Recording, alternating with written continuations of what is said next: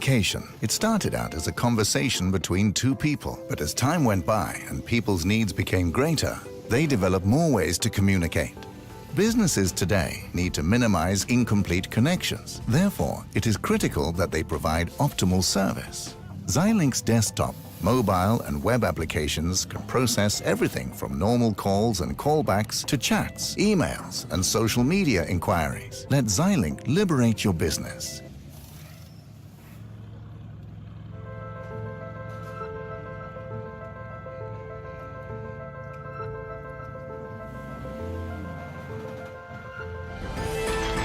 With the right tools, you can bring your inspiration to life like never before. Introducing the HP ZBook X2, the world's most powerful detachable PC with Intel Core processors.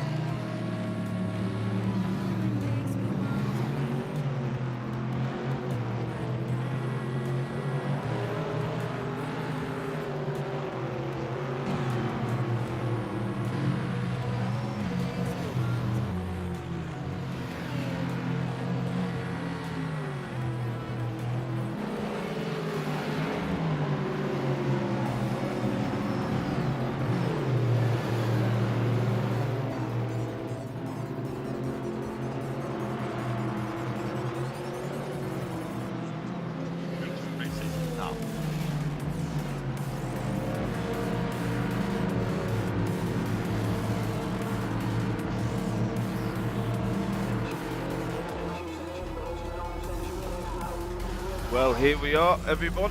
Welcome to the Nürburgring 24 hours with myself, Nick Newcomb, and alongside me to my right is Mr.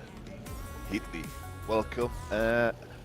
Any views on the upcoming race and any ideas on where you're looking for the win and maybe possible threats to that car? The win is going to be very interesting. Of course, you've got 24 hours here at the Nürburgring, 25.5 kilometers of wonderfulness and very, very hard racetrack. When you're looking at who's going to win the race, looking at the moment, Matteo de Group in that number 11 One Move Esports, they did qualify second. It's going to be very difficult to look past them. But also we have Lorenzo Risi in that car that has qualified on pole, the Drive Game Seat Racing car. Yeah. Those two are going to be the ones right up there for the race, I believe. Oh, I think I saw Viaducton make a jump there. I'm not sure. Just find the safety car needs to Hurry up. hurry up. And he does so. Yes, yesterday's qualifying session certainly threw up some startling times for Marisi, especially. Was solid in his performance. Got to be happy with that.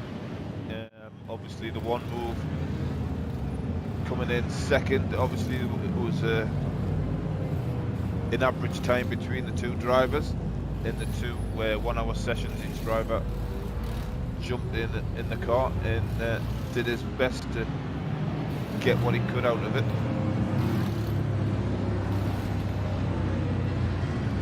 As they're making their way down the Grand Prix circuit, and the the safety car will pull off at the Dunlop hairpin at the bottom of the hill, and they'll go up towards the Schumacher S. Then race control will call green, and that will be the 24 hours underway. Yes, for sure. So the Risi is definitely, as we can see, Matthew de Krop following close by, ready for when race control call green flag on this 24-hour race.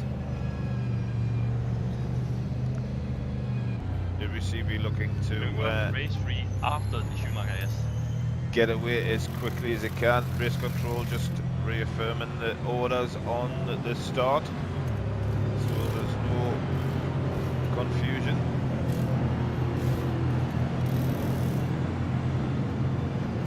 Green. We have green flag. The 24 hours of Nürburgring is on its way, and Risi immediately gets the jump on Matthew de Krop in the one move. Close racing, close behind him. Yeah, that is Scanview and Viaductin side by side, coming into the first of the second S's on the run up the hill. Scanview looking to improve on their position, but look at that, Risi with a very, very good jump at the beginning. Yes, I could see him sort of, you can see on the outside him sort of planning his getaway, and this is what he would have wanted it after the qualifying, knowing that the time that he had. Obviously, the first few laps he's looking to consolidate, get the tyres warmed up, and then try and push on each lap. He knows he's got at least 3 to 4 seconds on Matthew in qualifying trim. Now, does that transfer over to race trim as well? Yeah, Risi in qualifying was the fastest by far, by about 5 seconds or so. It's absolutely extraordinary. It was 8 minutes 11.7 he pulled out, as on the top of your screen you can see the number 63 Viaductin car. Very, very young team. They're going to be ones to look out for as well. On the bottom you have the race leader at the moment, Lorenzo Risi, making the first way up towards Flugplatz, and look at that, just a little bunny hop. Yep, early days, still full fuel, tyres still not temperature, and we're still getting a little bit of air from the guys. Risi really trying to stretch this lead out. Matthew de Krop not wishing that to happen either.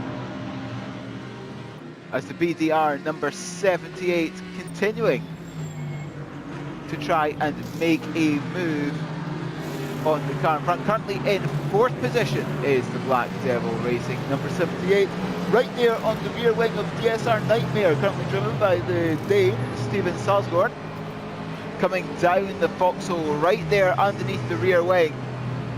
Yeah, there's no room for error at all. How was that not contact? That was massive closing speed at a very, very small gap. How was that not a disaster? That was my first intake of breath, everyone, and it was only lap 1. Dear goodness me, unbelievable. So we've got Matthew who's still chasing. It looks like Risi's is trying to continue to get away from de Krop, and de Krop is really trying as hard as he can to hang on, even at this early stage. Almost 3 seconds the gap. It's fluctuating between 2.5 and 3 seconds or so, the gap between Risi and de Krop as it stands. And you can now see B32 Racing, the car currently in 8th place on circuit in that Audi. They're coming up, trying to make a move into Breitscheid. That's not really going to work though, although it's a nice little braking opportunity. Yes. There's not really that much room. Another BDR. Let's see what we get. Yeah. Got to be careful. Trying to get past the DSR Nightmare car.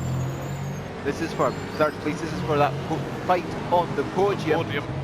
Coming up to coming up to Bergwerk now. Now the run up Kesselchen is going to be very, very good for this BDR car because it's got all of the draft. Yes, he's got the drafting also because of these two guys fighting each other. It's bringing in 5th and 6th, nice and tight on them. They're all getting a run. There's the double draft there for the viaduct car. Let's come into the mid-curve at the end of the straight, very, very fast. Having got the BDR car, an apex speed of 205. He's going to try and make a move before Klostertal. No room there though. Through this right-hander, you go over a crest, very easy to understeer and off to the grass and bounce off the Armco on the outside. We saw that several times in practice and qualifying yesterday. And through Klostertal now, and perhaps now to one of the most famous corners in motorsport. It is the Carousel. You've got to be careful not to take too much speed into here though. Single file to try and keep on that inside very banked line. Yeah, indeed, Birkdale's got a bird's eye view of what's unfolding in front of him. He's looking for any mistakes. Here we go, we've got 4 cars spread by a blanket, I would think. So we've got a night, we've got double drafts going on, which is keeping these 4 really close together. This first lap of a 24-hour race. As they're making their way down the highest point of the circuit, about 600 metres above sea level or so, and down the hill, Scanview going a little bit wide there through Wipperman. As they're coming down to Brunchen, one of the best spectating opportunities if you ever go to the Nürburgring. That big car park on the outside, you can see there. A little bit wide there for BDR actually. Yeah. Keep it close. I think he's got a nice run out there, Black Devil. Yeah, he keeps having a look. I think his cars seems to be turning in slightly better, which has given him an opportunity on the drive out of the turn. So DSR Nightmare with a big task at hand, trying to hold off 3 very hungry cars. Yeah. Oh, that was big air. What a view Birkdale had there. What a view we had there. That was a ski jump almost for the number 78 BDR car. So we're coming into Schwalbenschwanz. And the Kleine Carousel is next. The little carousel is what it translates to. You can definitely see it via the characteristic. Now onto the Dottinger Hole, one of the longest straight lines in racing.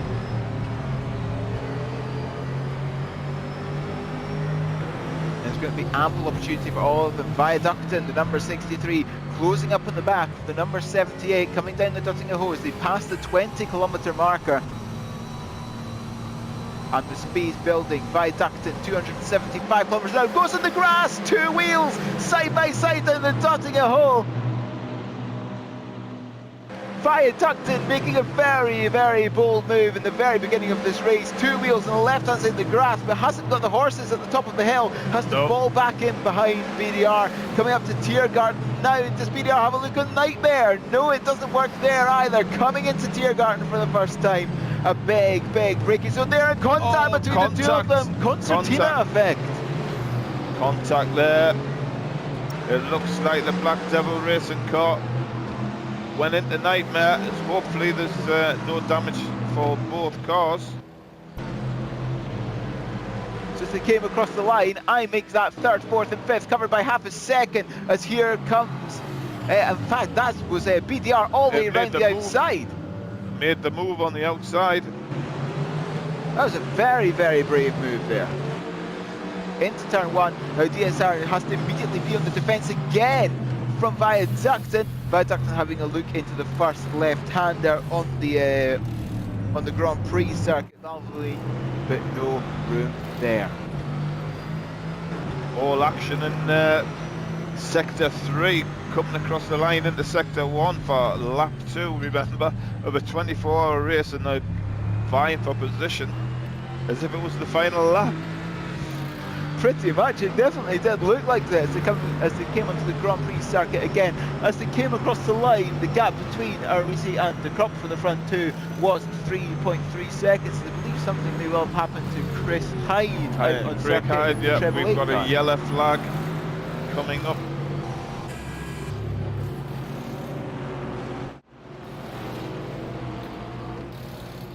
It's Viaducton It's now no longer looking at the back of the BDR car, but now looking at the back of the DSR Nightmare car coming into the NGK chicane.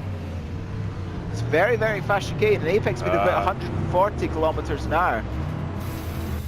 Looks like Exiled have got a problem.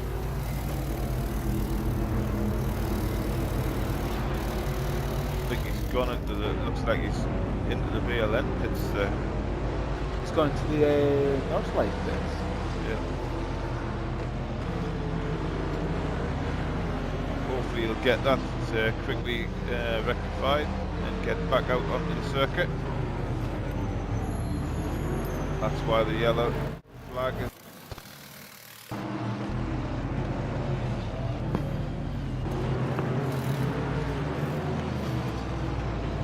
So early drama for Exiled, unfortunately.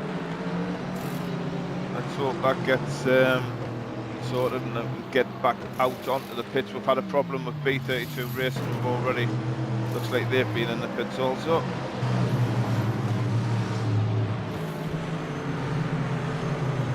As Viaducting have just came over the first point on the circuit where they take off Fligplats, very aptly named. Yeah. So at the front it looks like Lorenzo Risi in the drive game seat racing cars opened up a 3-second gap, and it looks like these sort of like made a run for it, because Risi has got a 17-second gap, which obviously means Matthew de Crop in second place at the minute has got a 14-second gap, so they're really trying to run away, and after that there's a steady gap between each of the cars through the field. But it's gonna, concentration levels need to be at the maximum on this kind of track. There is no room for error here at the Nürburgring, because just look at it, it's grass right there. In Armco. A grass in Armco, there is no runoff whatsoever. If you put two wheels in the grass, we've seen it in practice today and yesterday and indeed qualifying. Yes. Put two wheels in the grass, you could go for a nice spin, and with the Armco so close to the track, going for a spin, perhaps not the best idea. No, especially if you get your wheels are spinning on the grass and you get grip from the wheels that are on the tarmac. It just means you just spin either left or right depending on what side of the track you happen to be sitting on. It looks like we've got Exiled on the move once more, Let's have a which look is at good to see. Scanview and the treble 7 car. This is for 5th place, nose to tail, coming through this here. Taking up battle once again.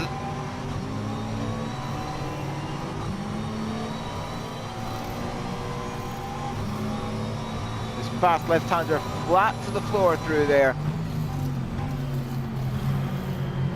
And this is Bergberg. And on to the Kesselchen straight now.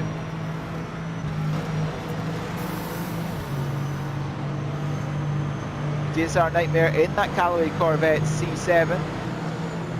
GT3R, of course, for this race we're using both the GT3 packs from our Factory 2, which means you had a wonderful 10 cars to choose from. Yeah. We've got 4th, 5th and 6th. Looks like they're equal spaces apart on track. So any mistake from any of the cars, Viaducting's not safe at the minute in 4th place with these guys pushing each other along. Oh, goes a little bit wide. And in the Viaducting car at the moment is Nikolai Bergdahl, the Dane. I think we could say for most of these drivers, they are Dane unless we say otherwise. Yes. Yeah. Oh, he gets a great run out. Gets a great run out, the Scanview car. Looking to close it in on the Nightmare.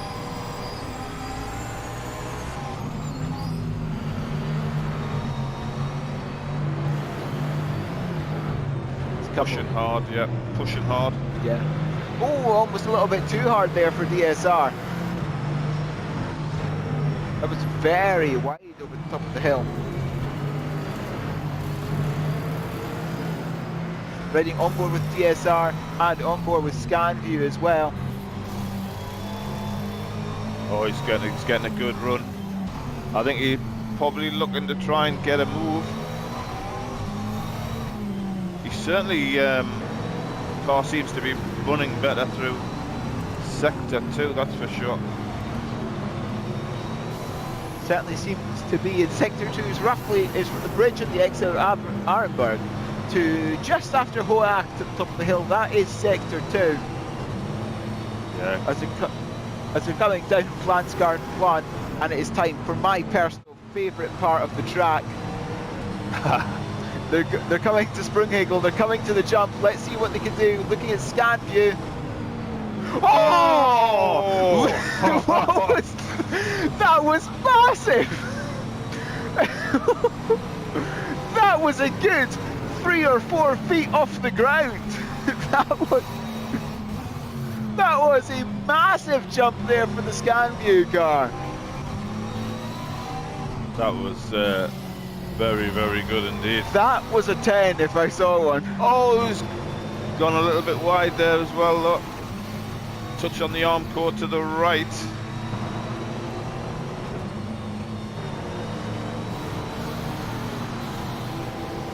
It's coming onto the dotting a hole. What can ScanView do? Closing, closing, closing. Moving to the right-hand side of the circuit. Side by side. ScanView kind of slightly moves back to the left.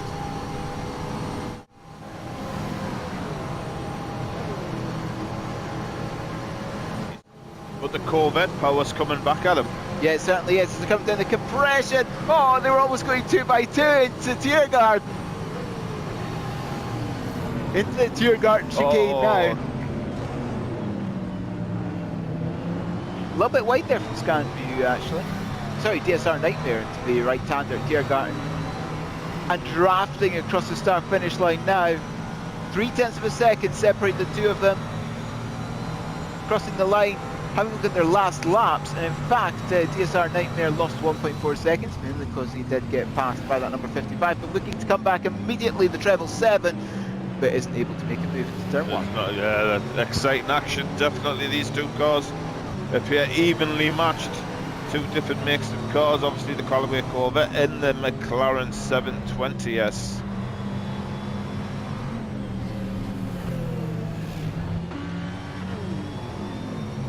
Oh, that was B32 Racing.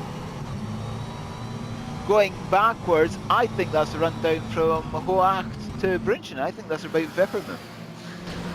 Oh, that was a big, yes, that's no rear wing. That's the rear wing. That's detached. The rear wing gone. Rear wing is detached.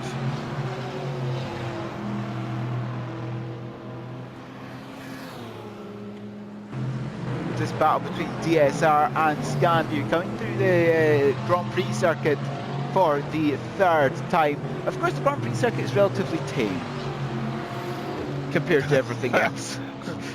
It's still got to be driven correctly because obviously there is danger lurking for anybody who fails. As Craig Hyde has came into the pits in the Treble 8 EXM racing car, and this race hasn't really gone well for them, has it? No, unfortunately not. So we have Viaductum sitting in 4th position at the minute.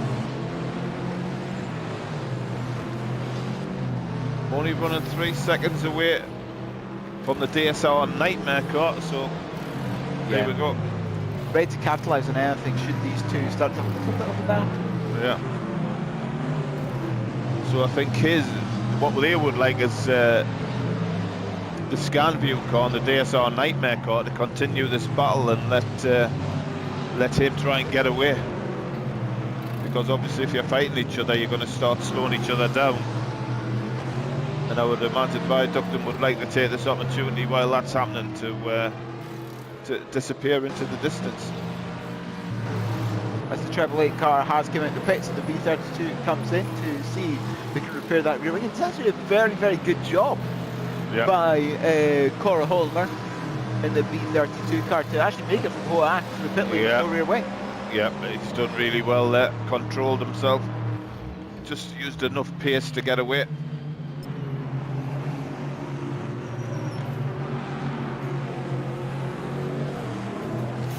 Scandu coming under the bridge now. Viaducts on the bottom of your screen go through it about 3 seconds ahead. As they're making their way down the Fox Zone up to Arnow Forest, where we almost saw a big incident on lap 1. Again, Arnow Forest is fairly difficult braking zone because it is completely blind, and there's a couple of corners just before we just need to breathe on the brake ever so slightly. Yeah, just dissipate some of that speed. But you've got to have faith in yourself, in your setup, in your car, and you learn all that through practice sessions. Your exact turn-in point, speed of entry, and steering wheel angle. Speed 32 is coming back out of the pits again. Good. Quick pit stop in relation to the damage. Certainly, yeah. It went backwards into the armco at a great rate of knots. And popped that rear wing spoiler.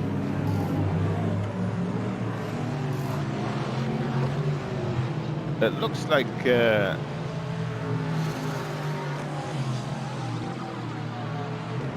Viaduct happened to be falling back into the clutches, doesn't it? Yes, that gap's now 2 seconds, where it was 3 at Arenberg. Yeah. Just about 19 seconds to go or so. Yeah. Certainly, he seems to have got this car where he wants it now.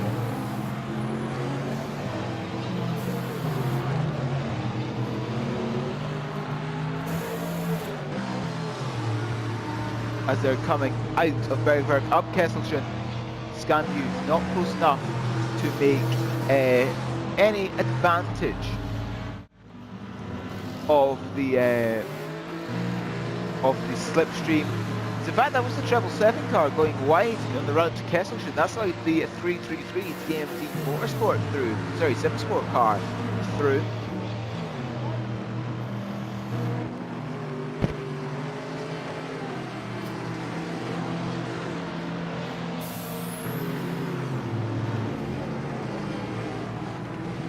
As we take time out for commercial break from our race sponsors, we'll be back very, very soon.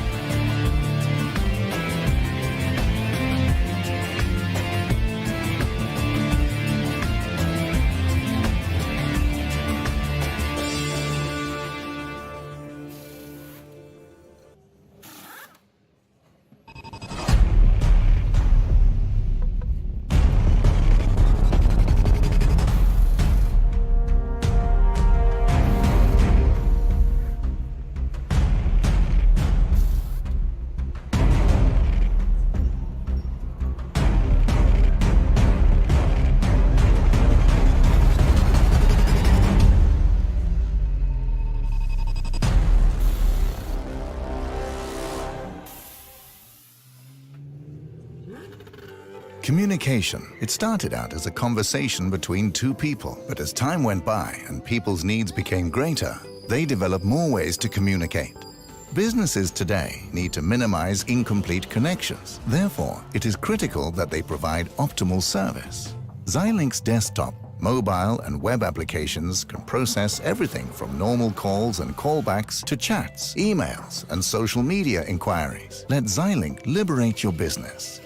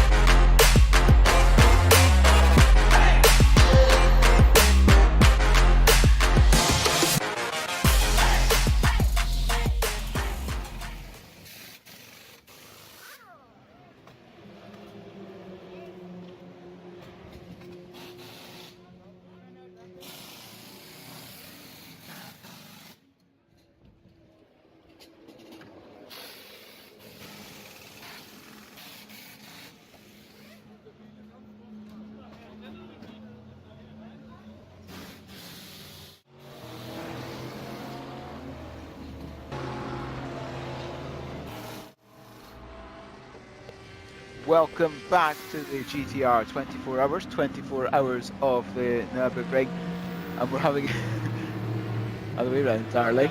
Yes, other way around. And there we go. You're back with us, Mr. I'm overseas, and I've gone from. It's like driving on the left-hand side and the right-hand side. Could it not be anything to do with age and technology? Could it? I'm looking for the microphone. It's all down. and ladies and gentlemen, it's early days. the main thing, don't worry, people were here all day, and that is a technical definite. That is, we're here for the next 23.5 hours, having a look at ScanView, trying to chase down the 63 viaduct on the top, and the 888 EXM car on the bottom, just going through the carousel at the moment. Had its issues, and a lap and a half down. Yeah, but it's good to see it back on track. A team of guys who race against each other on a weekly basis coming together for the exiled cause. So wishing them luck as they carry on. It's early days, so anybody can have issues. They've had theirs in the first couple of laps, and hopefully they can get back into it and catch up. We've had B32 have issues also, losing the rear wing just before the ad brake there. Quickly in, fix the car and back out on track. Meanwhile up front, Risi's lead is sitting steady at 2.6. It was over 2-3 laps ago, so that's hasn't really improved. And if anything, the BDR78 has closed the gap. In fact, taken off 3 seconds out of Matthew the top sitting at P2. So that car for sure is going nice and steady. It's got a yellow flag on Craig Hyde as well. That's sorted. Yeah, but Risi at the front hasn't really pulled away as he had in qualifying. That's what went wrong with Craig Hyde. That's what went wrong with Craig. Luckily, no contact with anything on the outside, just as we were talking about the infield stadium section. You've still got to drive that just as hard as in more control as you drive the Nordschleife itself. A ScanView is definitely closer to the back of the viaduct in car now, isn't it? That's been taken place over the last 2 or 3 laps. I noticed before the ad break that he seemed to be closing in. Oh, Scampi very wide on the exit. Yeah, maybe caught a little bit of the draft from the viaduct of cut. Yeah, just a little bit. That's actually, even though these GT3 cars don't perhaps look the most aerodynamic, there still is a lot that goes into them, and certainly if you go a little bit too close, you start to get into that draft, which is helpful on the straights, but in the corners, because it's taking off all that downforce, not so good. No, and if you're not aware of it, it catches you out. Taking off a slight bit of speed actually compensates for the draft that you're carrying from the car in front.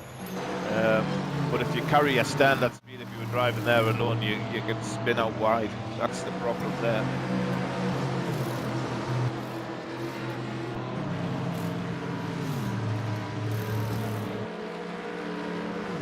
BDR number 78 starts to fall into the grasps of these two as well.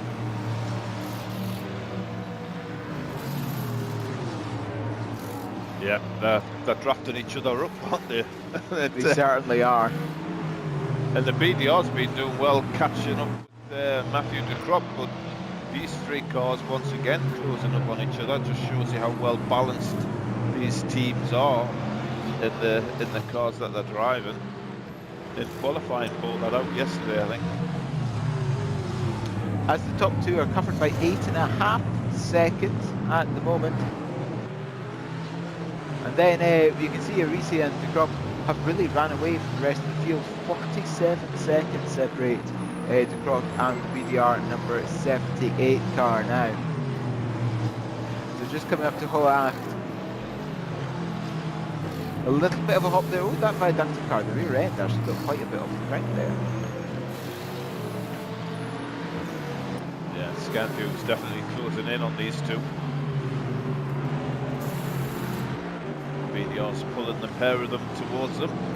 Yeah. It's a concentration levels now for the viaductive car and the Scanview drivers. Obviously, keep on doing what you've been doing so far. Tendency for some drivers is to start trying that little extra to close the gap that little bit more, which is not ideal. And Nürburgring definitely is one of those tracks where you can't drive at 100% the entire time. Yeah, you've got to pull something back just to keep the car on track, concentrate the mind. Especially, look at this viaduct car is really closed up in this part of the track. Oh, a little bit of air from the BDR78. Viaduct car looks planted today. It certainly does. That Cali Corvette is looking very, very nice. It's looking racy, that's for sure.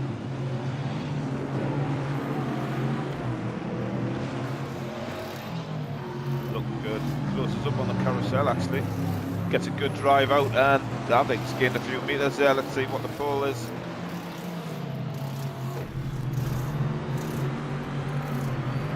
So coming through Golden Club and on to the Dottingham Hole and viaducted, closing. What are the type of speeds that it's getting? Usually in single car runs we'd see about 273, 274 on the run up in the draft. He's in the draft. Look at this. 280. 282 with 283 as he got alongside. It makes the move done before Antonius Booker. Can BDR respond before Tiergarten, or will they just have to wait? Coming down to Tiergarten, and yes, no reply at the moment for the big braking zone. That's it. That was a great lap from the viaductum driver. Michael Seagard's in the car now. Yeah, great lap. Consolidates third position. As it lies, don't deceive me, Reese's last lap was his best lap, and it was a 22.7. Very good time. Yeah, he's displaying the kind of talent that he showed yesterday in qualifying, where, let's not forget, he posted a 8-minute 11-second lap. I think overall the qualifying, the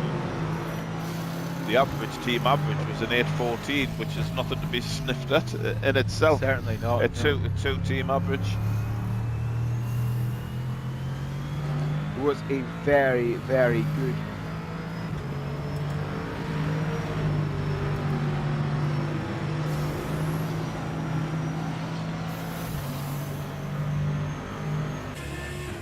We have Matthew de Crop now on the second screen.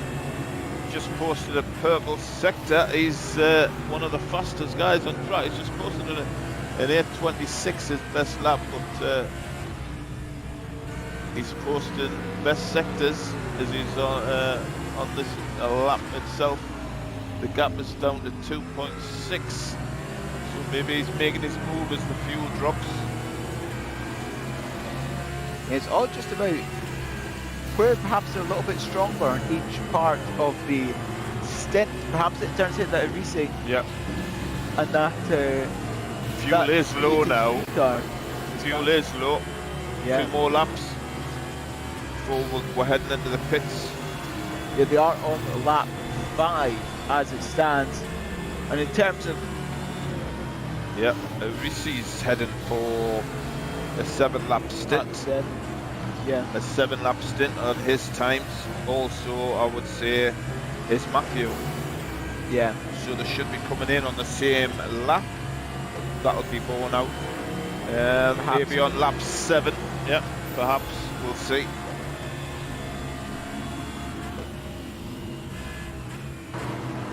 As these three, Viaductin, BDR, Scanview. Still nose to tail. Coming towards Arenberg. Through these very, very fast left-handers all the way up the hill through Schweidenkreuz. It seems to have shaken Scanview off a little bit. Scanview may come strong towards the end of the lap. I'm going to be going, like, shut my eyes throughout this race, I think. Worrying about the driver in the car. The Nürburgring does tend to do that. Yeah.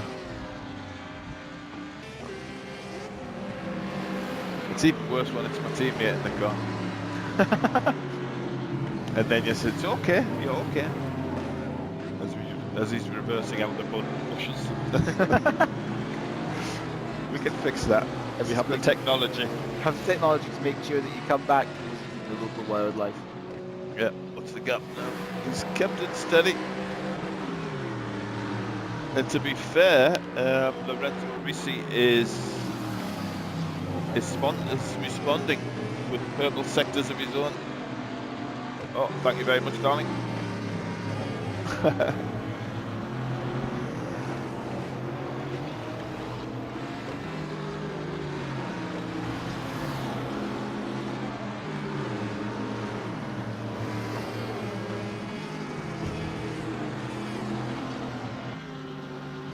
As BDR and Viaductin and Scanview are all coming through the VOC.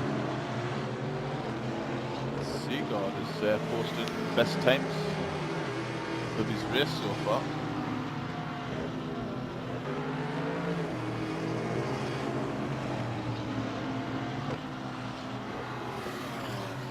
Yes, some of the best times of the race for Seagard.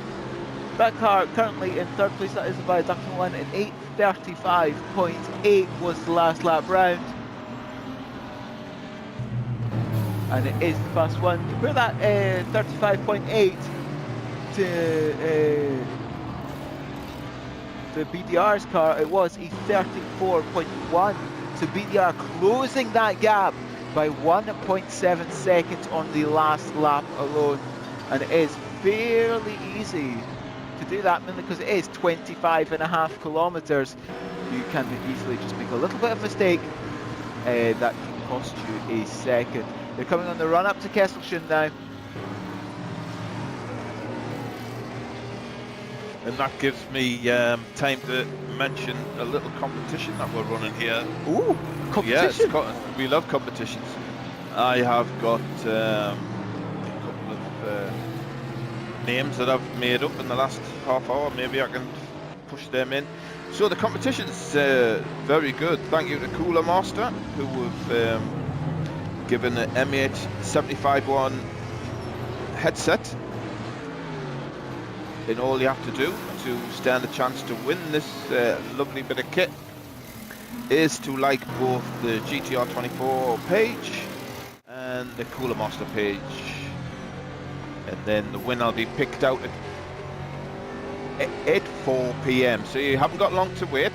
Just 3 hours. Just 3 hours, but also that gives 3 hours to just like the GTR24 page and the Cooler Master page. And the winner will be drawn out, and they'll have a great headset, MH751, winging their way to them. I take it I can't apply. I can't. If I can't apply, you can't apply. That's horrific. It's not horrific, it's fair. As You're duly reprimanded, your tools. oh, thank you. Thank You're you. welcome. As you're reading out that competition, we did have a change for position for 4th place. Scanview managed to get past the BDR. Got back. Yeah, they got back, did they? I thought they Managed to get past the BDR number 7. There we are. Yeah. It looked like they were getting dropped off, but I did mention that maybe they were going to come. It's A fine. little bit strong. It's fine. It's fine. It's only just grass. Oh, nice air. That was nice. That was nice air Nice from little BDR. jump. Yeah, well done. Morton Norgard and BDR 78. Yeah, Scanview, Rudy Cuppen in the car at the minute. He's playing a nice little game, I think. Maybe conserving tyres, driving within himself, and then in the circuit that the car's at its strongest, pushes that little bit more out of it. And it seems to be working at the minute. The last time round between the top two, that was the turn of a racing to pull out a little bit of a gap. Yeah. 1.7 seconds. And 8:22.7 still remains his best. Matthew de Krop with a 8:25.4, which in itself is nothing to be sniffed at. Not bad at all. Not bad at all. So leader and P2 on lap 5. We're thinking that maybe lap 7. We're on lap 6. Yep, they're on lap 6. We're thinking lap 7 could be the start of the transition through in the pits. And here we'll see what kind of pit strategy these teams are running. Double stint, single stint on their tyres, depending on choice that they've gone with. Double stint on tyres has got to be very leery at the end of the second stint. Yeah, I would imagine if you're running softs for sure, but if you're running mediums or hards, if you can generate the heat through the tyre and keep the tyre at optimum levels, then that's the way to go as well. This is what makes endurance racing everything that it is, because you have all teams running different types of scenarios that they've looked at, and then for them choosing the best one that suits the drivers and the car. So we'll soon find out as everything shakes out after the first round of pit stops. We'll try and analyse and see if we can work out where each team have gone with their pit strategy. At the top there, you can see Lorenzo Risi in the 383 car, and now Matteo de Krump, the French driver, in the car, trying to chase him down. Yeah. But there's 11.5 seconds between the two of them as it stands. De Krump just needs to get a little bit of a move on, but it's far easier said than done. For sure. But still impressed with Viaductum. I wouldn't have thought they had the best qualifying session yesterday. But they've certainly come through on race day, which is where it counts. Had that strong battle in the opening set of laps and pushed through. and now really have settled into that third position. Scan view. And BDR78 still close together, trying to close the gap again on the viaduct car up ahead. DMD Simsport in P6 at present.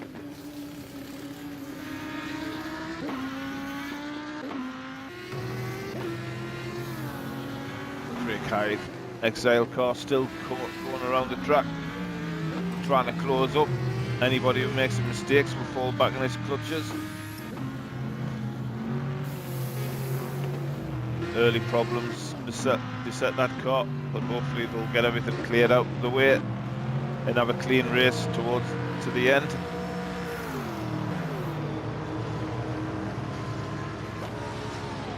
The 63 viaducting cars managed to pull out a little bit of a gap for the past lap or so. He's now got 4.5, almost 5 seconds over the Black Devils Racing number 78 car. Just a little bit of breathing room, as you can see the treble 3 car with a little bit of air over fruit gas. Yeah. But that the Audi seems to nose, whereas the other makes seem to fly a little bit. That is true. It's front heavy, that Audi, and I don't think it's optimum to take too much air, actually.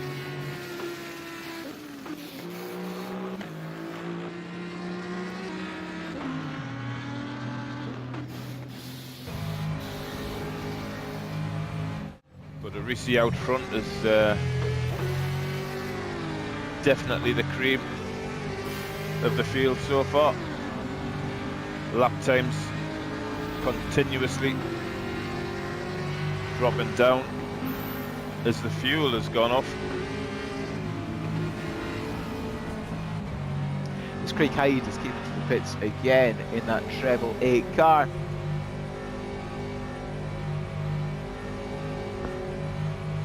Got to see how long this stop will be. Yeah. In the Callaway Corvette. The B32 Racing as well. Going right now, B32 Racing, I would say we're perhaps one of the favourites coming in. B32, well experienced set of drivers. I think they'll where they are at the minute is not where they would have envisaged at the start of this race.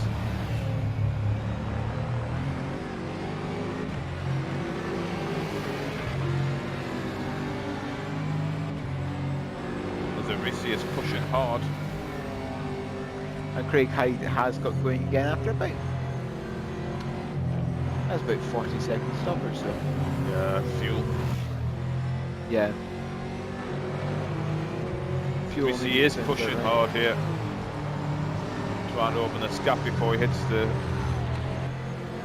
the pits. So I would have. Yeah.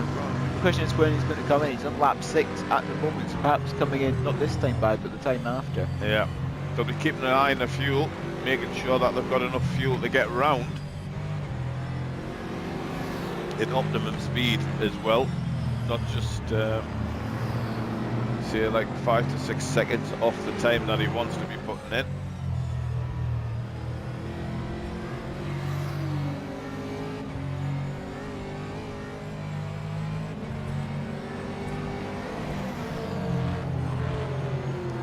See on board with Arisi at the bottom, trying to guess which part of the circuit he's actually coming up to. Diving down the hill. There we go. Yeah. That was the jump. Then Platzgarten 2. That is, and he's just coming to Schwabelschwanz now. Yeah, he's certainly still going as hard as he was on lap 1. So his tyres are still standing up to the punishment that this track has given it. Very good. Not much steering wheel input actually on the as he enters the turns. Just turns it in, holds it, very controlled.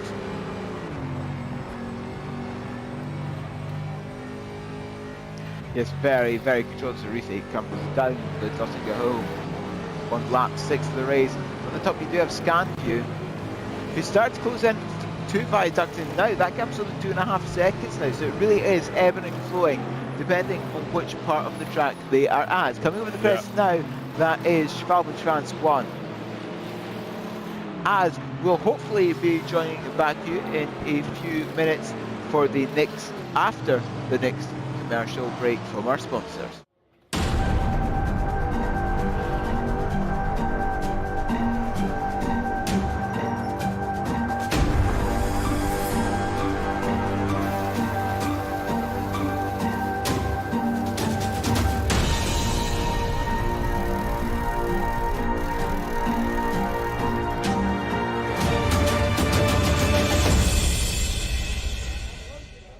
Communication. It started out as a conversation between two people, but as time went by and people's needs became greater, they developed more ways to communicate.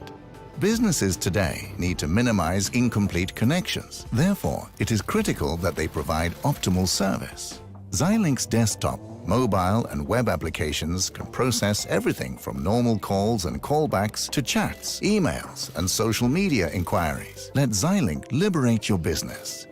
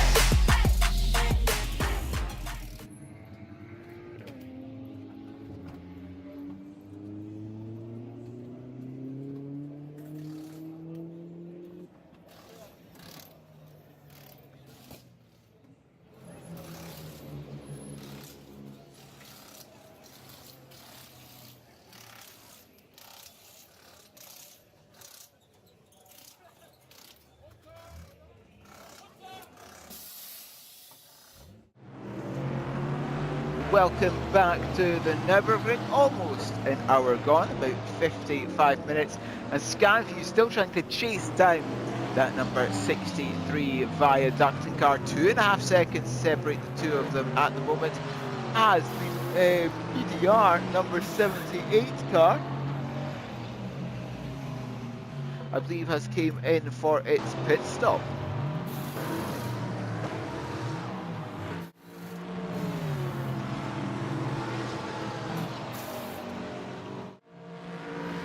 I can see the number 78 car just on the Grand Prix loop. And 79 car sat there in the pits, very, very lonely in the pits. You can just see the Corvette there up on the top right hand corner, so hopefully they'll be able to come out again soon.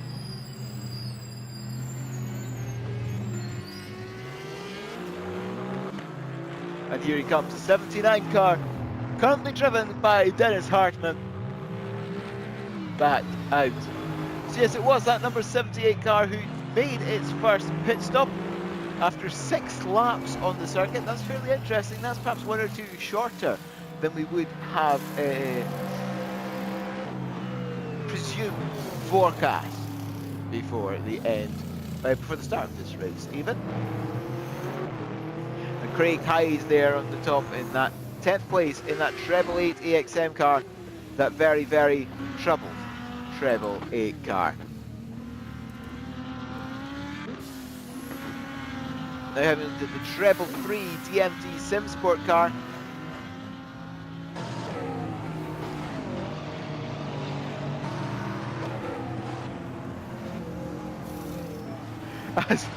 And at Scanview again, Scanview, that lovely chrome car, the number 55, 5 seconds behind Viaduct and Dive.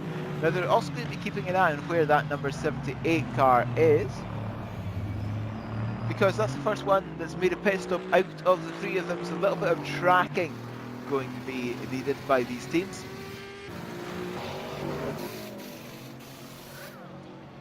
The Scanview has just came out of the Breitscheid Bridge and is making its way up to Bergwerk. The right and a fast left-handed King before braking all the way down. And as we're just closing in to an hour, I think it might be worth having a look at the weather report, see what it's been doing and see what it's going to be doing. You can see the Nürburgring in red there, right in the centre. And to be honest, that looks fairly dry, doesn't it?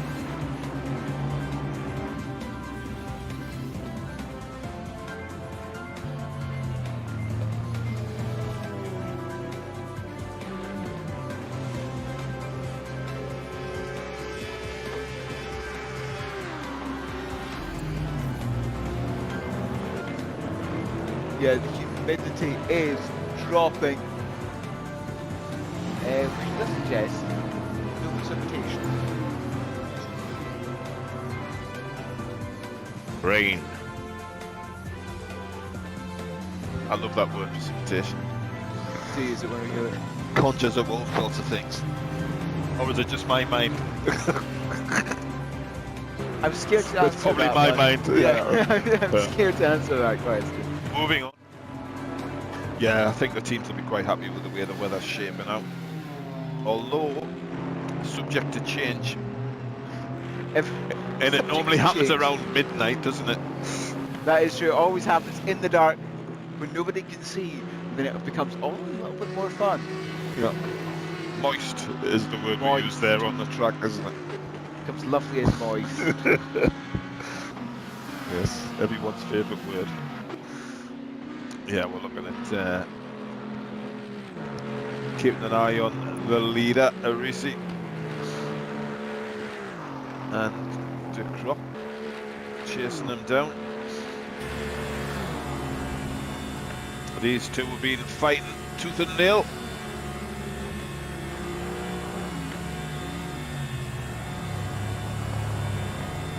The gap is stretched out to just over 18 seconds to De Krop.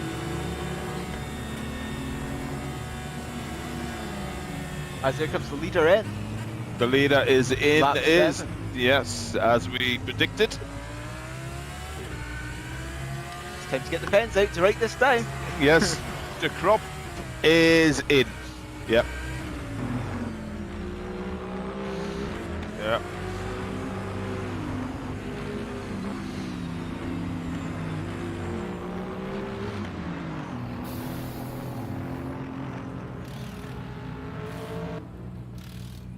So both the leader and second place position are both in the pits on the same lap. Now it will give us an idea of their plans going forward on if De Krop comes out of the pits earlier or not. I'm pretty sure that was De Krop up on. Yeah, there he is. Up on Jax. So De that's Krop new is up tyres. on, and he's got a Risi behind him. Yeah. So new tyres going on Matthew de Crop, one move car. And it looks like they're next to each other on the pit box as well. Reese's having to engage reverse, which has put an extra second on his car. Out of the pits.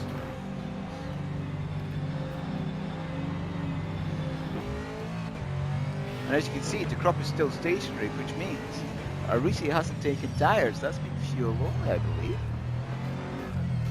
Oh no, the crop's just. So he had 80. Yeah, he had 18 seconds, Yeah. didn't he? He did. Sorry, that's the crop moving down now. So they both taken the same pit stop. They both taken full service. Yeah. And as the crop leaves, Viaducting comes in. The same goes for Scanview. So it looks like pretty much everyone is coming in after just 7 laps. 7 laps.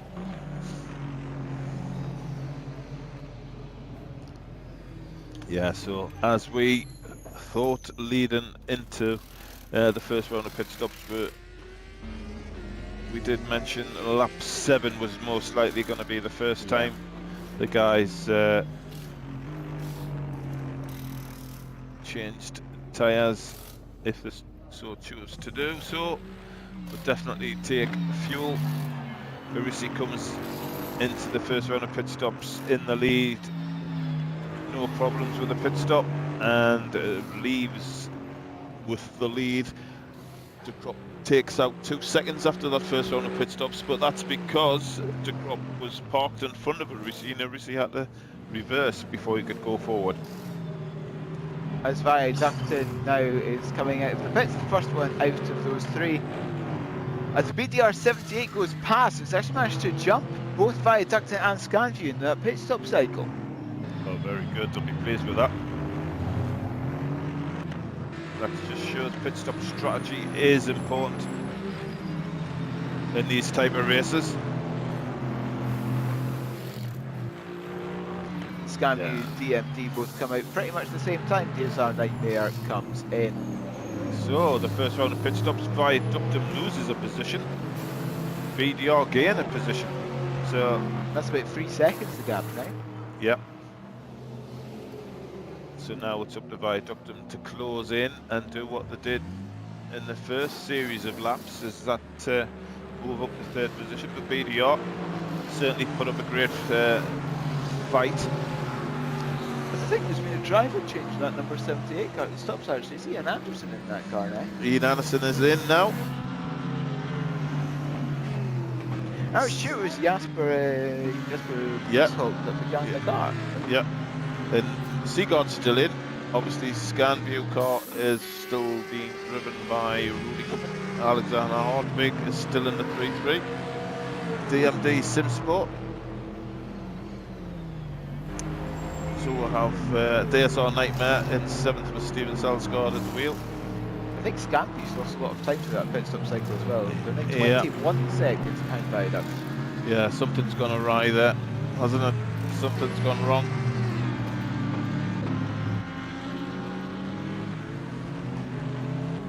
Could be all sorts of reasons behind that. He may have not even called the pit stop and just drove in. Obviously then the pit crew isn't ready. You lose time on that. Maybe change the choice of tyre. Let's see as it shakes out, but obviously that's only the first round of pit stops. The first of many. First of many in this 24-hour Nürburgring. Was that BDR number 78 car just coming through the S's before they ran up to Flugplatz? That rear end was looking slightly lively. Yeah.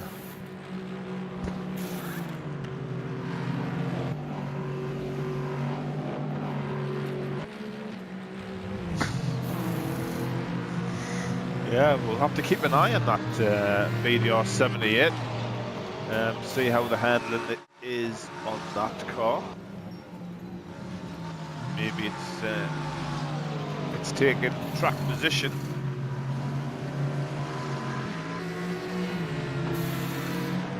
And wants to challenge the Viaductum in the way they're going to be very risky on their pit strategy. Pushing hard.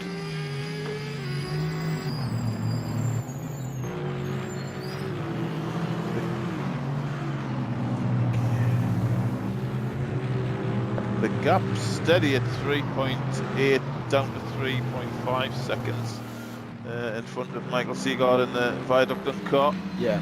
The time's come down slightly to Scanview. Rudy Cummins making a recovery, down from 21 seconds to 19, so he's took 2 seconds out so far on this lap. Having a look at the pit stop time that number 78 car did, it was a minute slower than its previous one, so that suggested full service. Okay. No, it won't, because transit time in the pit lane plus full tank is somewhere in the region of 35 seconds, isn't it? Then transit time, so That's tyres fuel only. fuel only. I That's think what I mean. He's took track position as priority, hasn't he? Got to compare it to what time the viaduct and Scanview cars do next time round, because obviously this is their lap after doing their this is their out lap essentially. So Yeah. if it's somewhere in the region of about 10 minutes or 10 minutes 10, that would That's suggest full service. yeah, that would suggest that's a full service, which means that VDR78 car decided to double stint the tyres on the very first part of the race, and that could be a bold strategy, Colin. It's a bold strategy call. But they're confident, they've practiced it. Obviously they must be running either mediums or hards to be running that kind of strategy. Mediums might be a bit too Medium, yeah. a bit too risky. Well, obviously they would have tested it. At least I Yeah. would have hoped they would have tested it. Yes, yes. They ran up Yes. to this race. It's generating the heat through the tyres.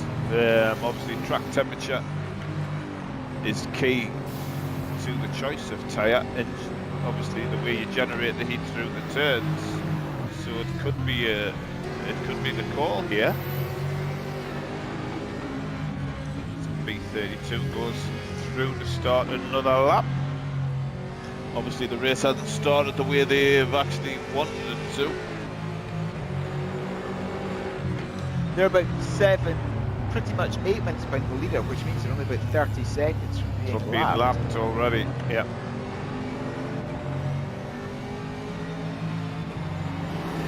As Aristi's making his way to flying a carousel.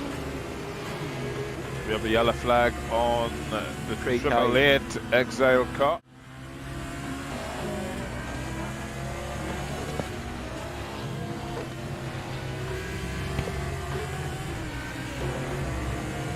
Oh, there it is. 78 car has had an Oh, issue. that's the 78 car. That Is it beached? Oh, he's getting it. Oh, he's beached. Oh, that is ah. That was so close to a nightmare scenario. I'm pretty sure that was run out of Hoa. Yeah. Was He's gone it not? from 3rd to 5th. The Scanview car's gone through, and obviously the Viaductum was the first car to take advantage of the misfortunes. So the gap now has really opened up. Oh, he's lost a lot of time. Ian Anderson in the BDR78 car. 24 seconds down now.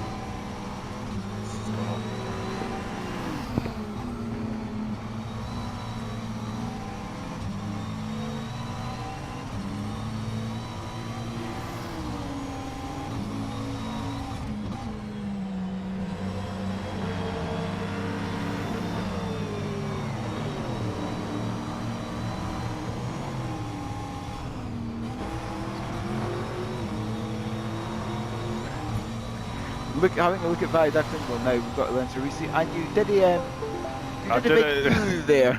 Yes, Rudy Cummins in the Scanview has done it again. A little bit of a left-right jump. He seems to have it all in control, but when you're looking at it, it does worry.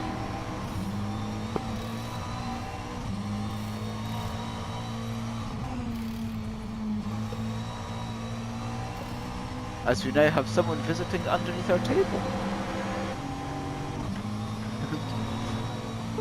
As Lorenzo Risi coming through.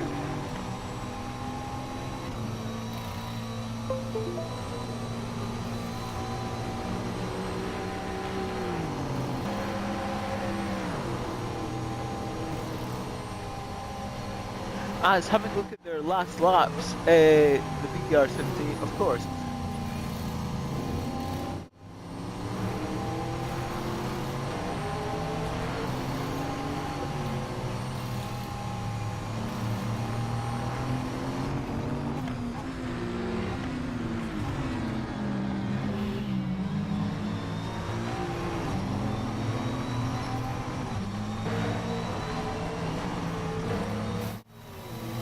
Having a look, this is, well, a DSR Nightmare now coming up the hill and obviously backside, as you generally do here at the Nordschleife. Through the Kleiner Carousel. Oh, that was very, very bouncy out of the Kleiner Carousel. That car got launched out and that suspension was not having that much fun.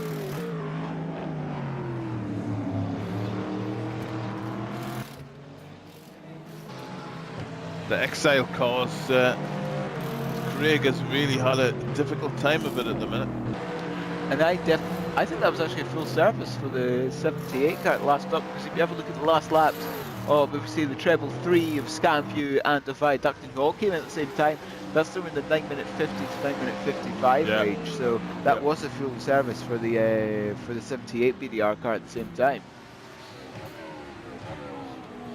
And BDR did have a little bit of error, a little error, which did kind of not help them in that run for third place. And of course, that run for third place is a little bit important because that's the first place where cash prizes are awarded at the end of the race. First, second, and third receiving cash prizes. Yep, third place. Get the beers in. Yep, third place will receive €51. Second will receive 102, and then first place will receive €204. There's enough beer there, guys. Enough for a couple of crates, I think, certainly. Most definitely.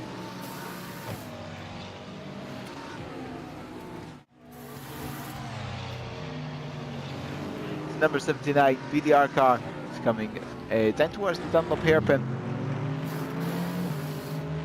A very, very throaty Callaway Corvette. That 79 car is the one in 7th, the lower of the two Black Devil racing cars. And the Scanview is just coming through the Hagenbach, down through the S's.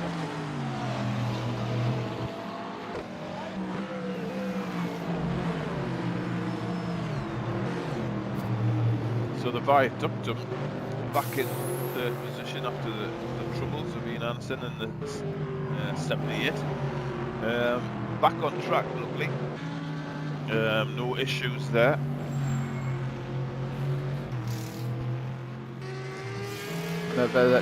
Just coming underneath the Arenberg Bridge. And you can see the car in front of the Toyota Group. 1:41 ahead after an hour and 15 minutes. That's a big gap. Yes. And he himself was 18, just under 19 seconds behind Risi in the Aston Martin Vantage out in front.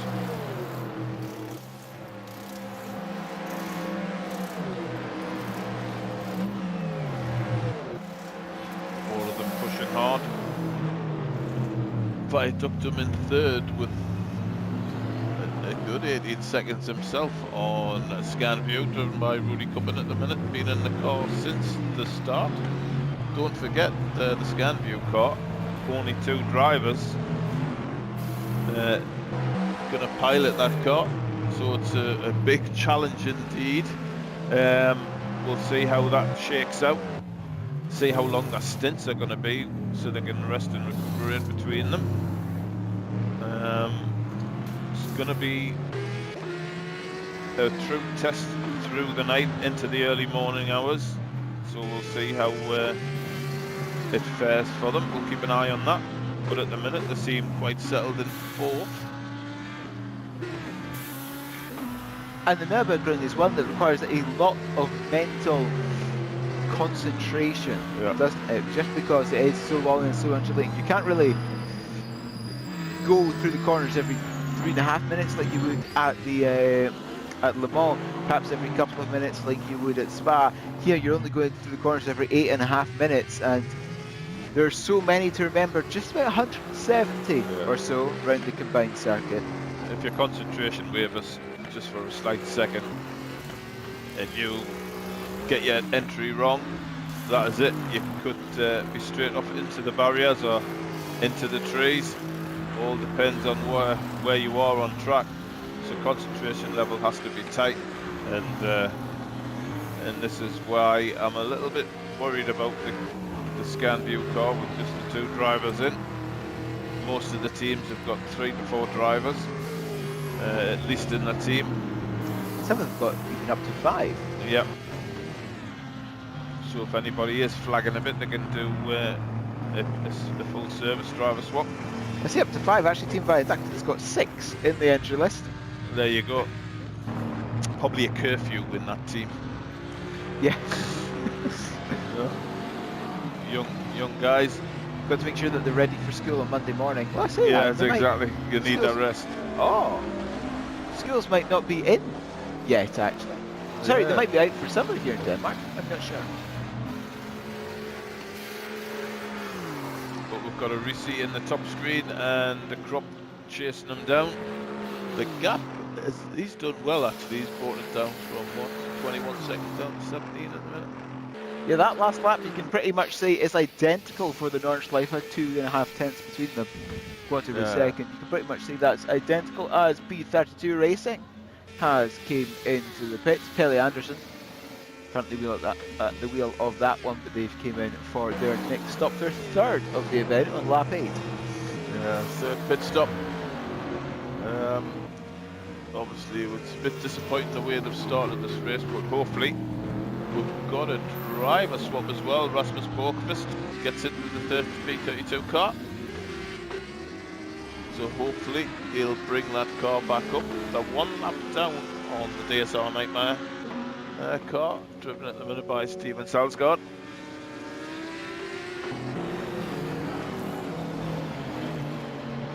The VDR number 78 car making its way up the hill and back down out of Brinchen through Flansgarden 1.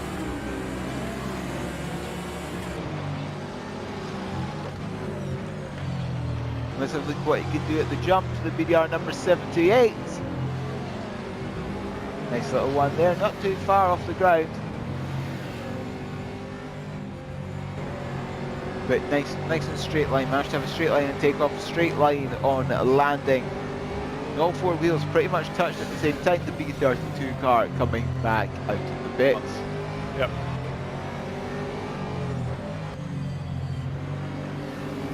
Just 1.5 seconds separate number 78 and the Scanview 55 now.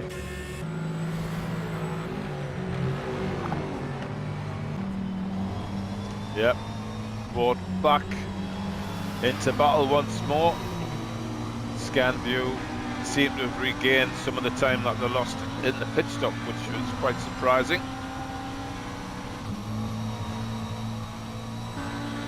So with 9 laps gone from the leaders, Lorenzo Risi out in front by 21 seconds from Matthew de Krop in the 1-move car.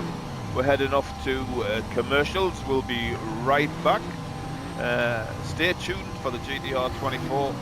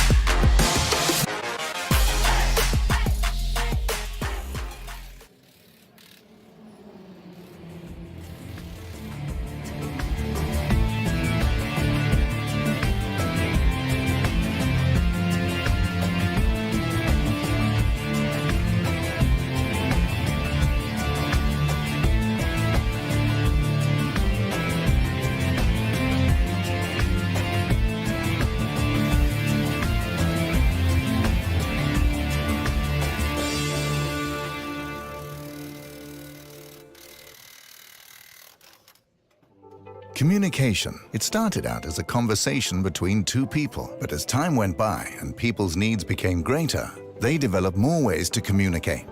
Businesses today need to minimize incomplete connections. Therefore, it is critical that they provide optimal service. Xilinx desktop, mobile and web applications can process everything from normal calls and callbacks to chats, emails, and social media inquiries. Let Xilinx liberate your business.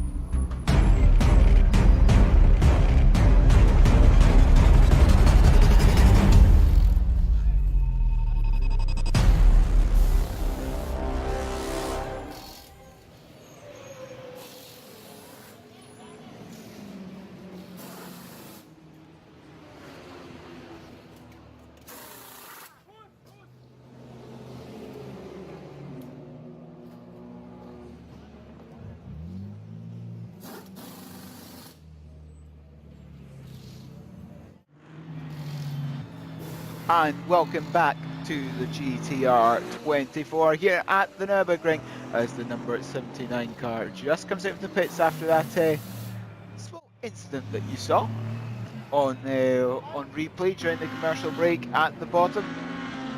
It decided to go a little bit backwards through Brinchen and hit the armco barriers on the inside quite hard actually, so came in perhaps to fix some of that damage.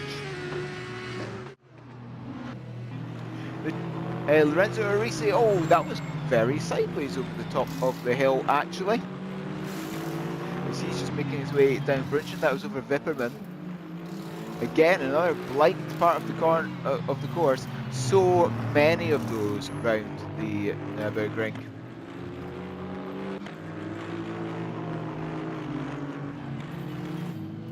Oh, as that's B32 backwards that's at Bunker. That's at the end of Kesselchen straight just for Klostertal and the carousel.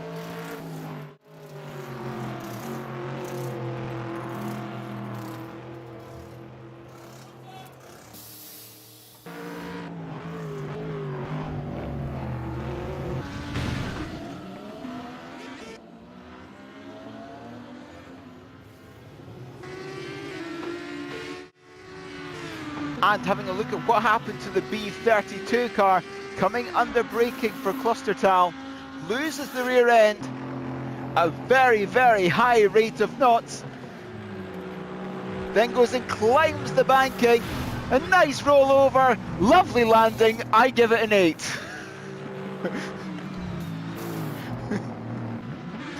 Wasn't quite level on the landing there, but a full rollover. And then keeps on going. Doesn't look too much damage done to that number, to the P32, number 32 car.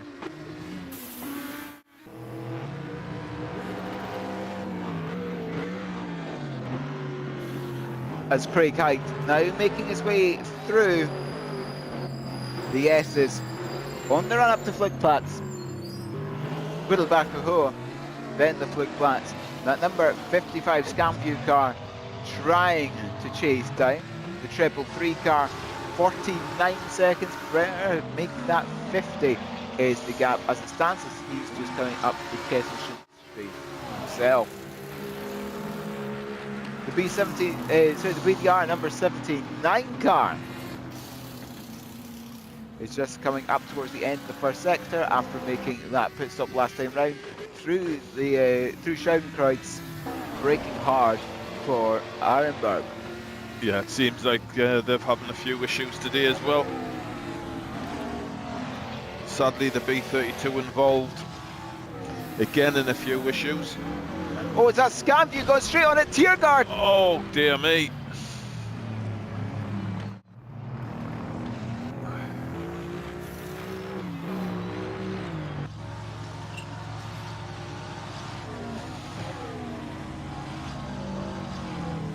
Having a look at what happened to Scanview on stream here. That wasn't even Tiergarten, that was the run up to The carousel. have a look. Yeah. Oh, Here we go. Run up to the carousel. What happened? Not No. sure. I think, yeah, I definitely think it was a run. I definitely think it was a run up to Costa Town.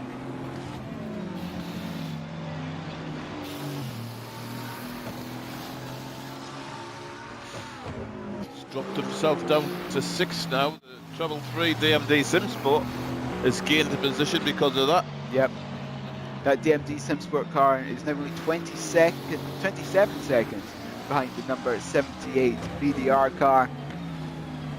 The Scanview car is certainly flirting with danger through some of these turns.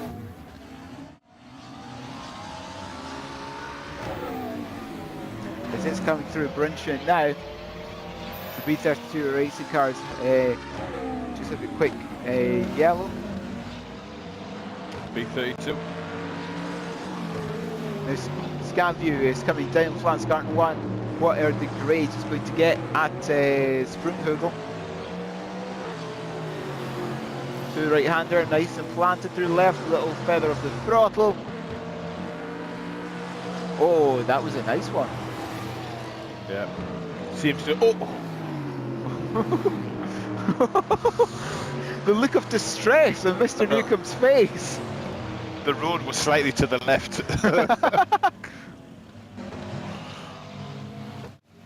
That is the B32 car. Came in the pits. out trying to fix some of the damage after that lovely 8.5. Yeah. It did.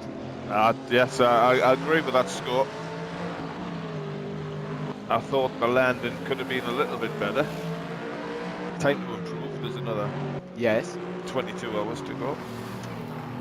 22 and a half hours. Still plenty of time Yep. for a better landing. As the Treble 3 car has came in after 10 laps. Okay. So the Treble 3 was just taking That was a fast stop. P5. Is in the pits now. Will he get out in time before Scanview reclaim that position they lost? Will certainly not heading into the pits.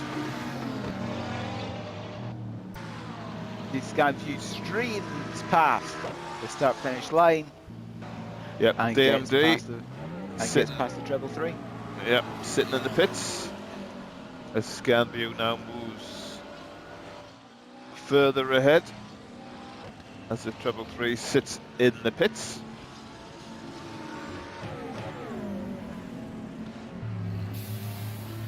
The BDR 78 now goes on to the Nordschleife itself. That's the Treble 3 that's just came out of the pits now.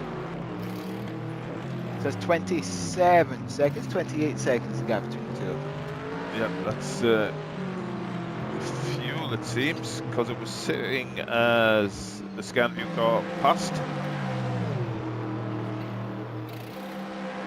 So it looks like there's certainly different strategies being played out here today.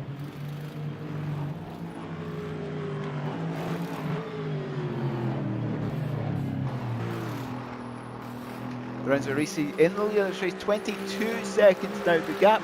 That's been fluctuating between 16 and 22 seconds roughly. That last time round it was in favour of Risi by 1.8. He's dropped in at 8:21.8 now on them fresh tyres. Best lap of the day. Beats his previous best in stint 1 of an 8:22. So he's improved by a good 0.6 of a second up to now. So this could be the case as it carries on, as the rubber's being laid on the track. Fresh out, first time lap, sets a really good time. And Matthew de Krop himself has also bested his time with an 8:24.0. So he's keeping the pressure on.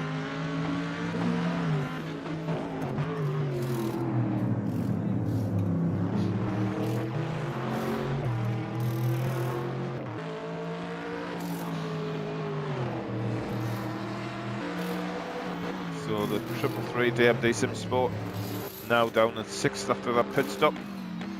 Trying to chase down the 78 car. Yep. We've got Scanview in 5th, VDR 78 in 4th. So we're playing out different strategies with these cars. Obviously Rudy Cup and Medded were a little bit of damage earlier on, so it dropped back, but then has retaken that spot. As Craig Hyde has came into the pits again in the treble 8, the B32 racing car, making its way just through sector 2, so that is Admire Forest on the run to Meskisfeld. Yeah, B32 racing and the 888 have both run into issues early on in this race, both a lap down. And Craig Hyde is a further lap down on the B32, but he's actually running quicker than the car in front, so there is hope he'll get onto the same lap and then chase him down. There is hope, he just needs to keep that car clean for now before trying to take that position from the B32 racing team car. At the minute, a few teams have run into issues. The only teams that really haven't are the top 3. And it shows in the standings, actually. Yeah, the top 3 are the only ones so far without trouble, as Louis Moreno is now in that treble 8 car. So that's the driver swap there from Hyde to Moreno. Yep. So Craig Hyde could take a break, ready for his next stint, possibly in about 5-6 hours, as his teammates run through the next few hours to give him that break that he needs. The treble 3 looks to have had something out on track. Scanview did at the same time as well.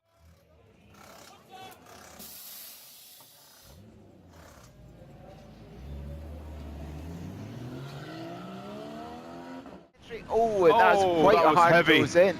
That was very heavy, sadly for them. Let's see if they have to run into the pits.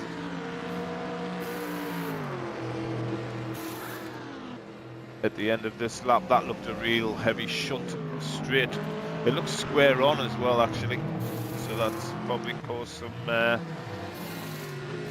front end diffuser damage. Some interesting things might be happening to the radiator as well. Oh, yeah, exactly. Let's have a look. Inside. I See think that's how the down at handling speed as well. Yeah, see how the handling is. Yeah, it looks down. About 10 Ks. Yeah. Handling seems to be okay though, actually. It went through the mid curve at pretty much racing speeds. Yeah, some cars were entering there at 250, 252 plus. He was down to 243. Let's see how it handles a carousel.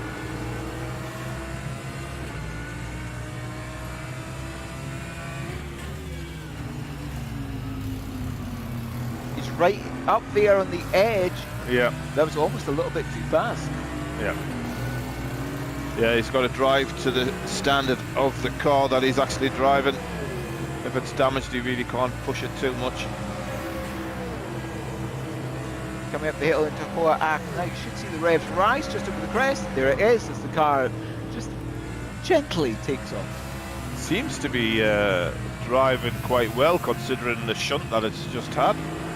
That is true. Coming down. Confidence in it. Confidence. Yeah, it is. Certainly got some confidence in the car. Confidence that I personally wouldn't have. Yeah. That's why we're here.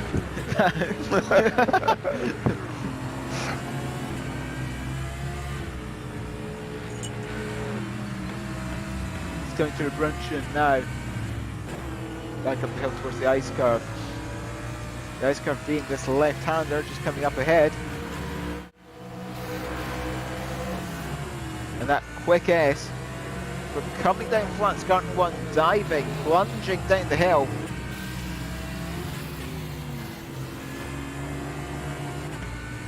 Towards the Sprunghugel, the jump. What's it look like on board this time round? Oh, yeah, that's very square. Yep. Yeah, nose down in the Audi. Yeah. You're not going to get anything else from the Audi.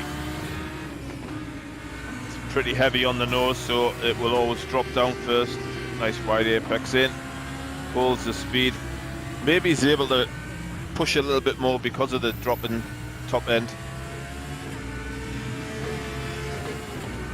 Seems like you're driving the hell out of the car and you're not getting much return for it.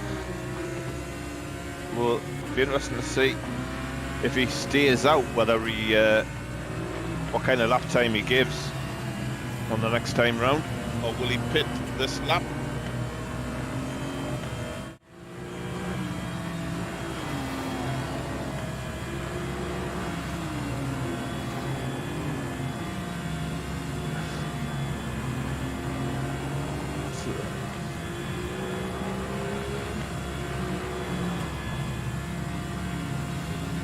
VDR number 79 making his way back down the hill from Hoa Ac. Reza Arisi, the race leader, coming to the Bright Shite Bridge. You have a look on the lower part of your screen as the treble on board with the treble 3. Does he decide to come in this time round? Yeah. After that heavy shunt on the front end, is he? No, he's staying out. The car did look like it was handling quite well, so I'm not surprised.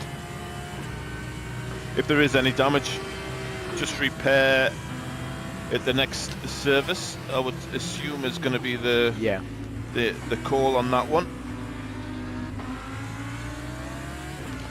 A 332 racing car is making its way through the Grand Prix section at the moment. 9th place at the moment, 7 minutes off of the number 79 VDR car. The DSR Nightmare car is just coming into Tiergarten this time round in 7th place, 45 seconds behind that treble 3. DSR Nightmare trying to go one more time around. So the leaders on lap 11. Expect them in 3 laps time.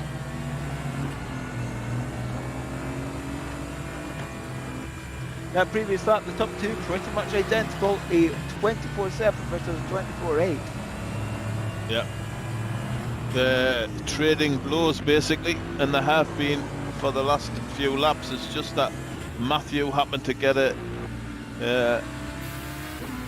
little bit of held up on his opening laps, which allowed Arisi to sort of break free. Arisi did get a great start and open up a gap which he hasn't relinquished just yet.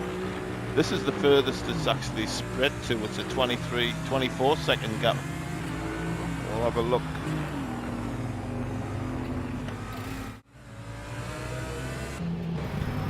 As Arisi and that number 383 Drive Game Seat racing car just coming in from the club. So the gap is actually out to just on the 25 second mark, there or thereabouts. And this is the furthest it's been since before even the first round of pit stops. Yeah. So as Arisi pushing, they were level just about in the last lap. So maybe Matthews had a little incident where he's had to pull back on the throttle.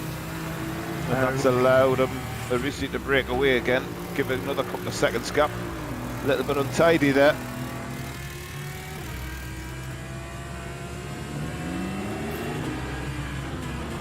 Matteo De Krug coming just about to come through that same section. Coming up to the jump himself, and we've gone board what it's like. Yeah, that nose end coming down on the Audis. It's not. Yeah, it's universal. All the Audi drivers seem to have to put up with that. It's not even like an Aston Martin. The guys in there are level and go flat over the hill. The 720S, you can take your pick on what happens there. Yeah, quite fun to watch that coming over the crest. It's a left flick or a right flick depending on where your wheel is as you leave the ground. But the Audi is universal. It's nose down first.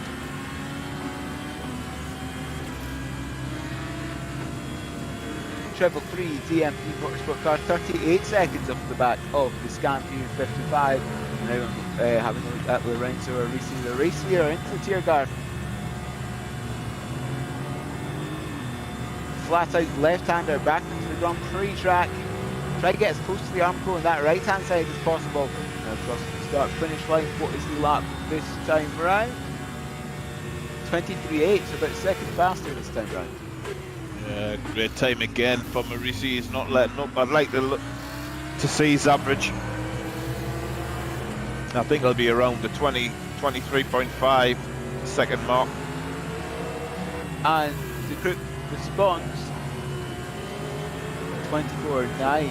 24.9. What's really interesting about that last lap by Lorenzo Risi is that it's faster than the Krupp's fastest lap. Yeah, that's worrying. And they've got a good set of drivers ready to take this car on. Yeah, Risi's having a great season so far, and he's not letting up. Had a great qualifying last night, and he's having a great first stint here today. Braking for the Dunlop hairpin, the lowest point of the circuit. We're starting to climb back up the hill, all the way back up the hill. BDR number 79 is just going down the foxhole and up into Arnauer Forest now. Car currently in 8th place, 90 seconds off of the GSR Nightmare Treble 7. As Risi prepares to enter into the Nordschleife once more. Yep. One lap. He's done 12 laps. So we're not that far away from the second round of pit stops, and I would imagine with these top two teams, possibly a driver swap as well. It may well be one in the near future for the top two teams, as DSR Nightmare is just coming up towards Kesselchen and the Mountain Curve. 195 on the apex of the Mountain Curve there. Braking hard for Klostertal.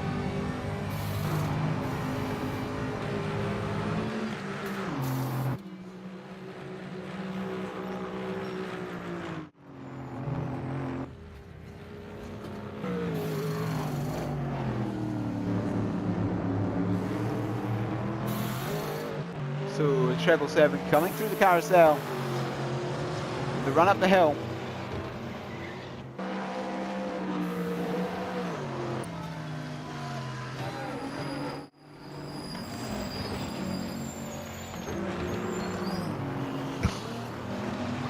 And down through the foxhole Scanview, making their way through the Kleiner carousel. As BDR number 78 comes in. BDR 78 in the pits. Which would make sense because it's completed 13 laps now. Yes. And it came in a lap earlier than everyone else. Yeah. Ian Anderson at the wheel so far. Will there be a driver swap?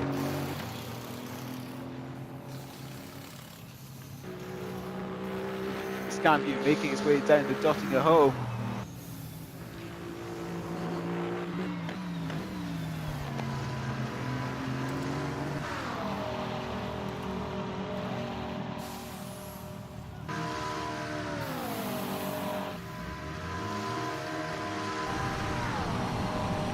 As Scambiew making their way under the bridge at the Dottingham Hoe through that fast left-handed kink flat out just as you crest, and up towards the Tiergarten chicane.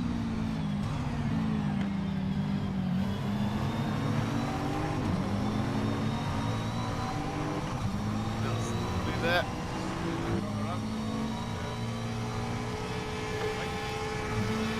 Take the tape with you.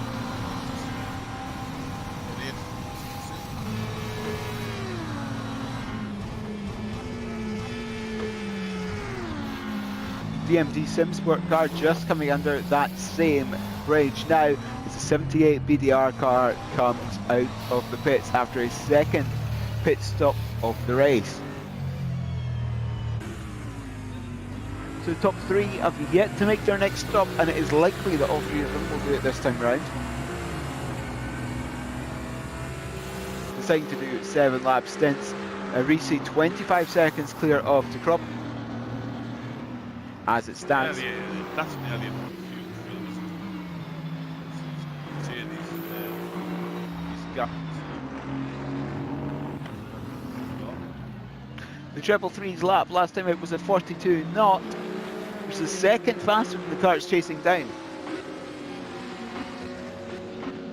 Yeah, yes.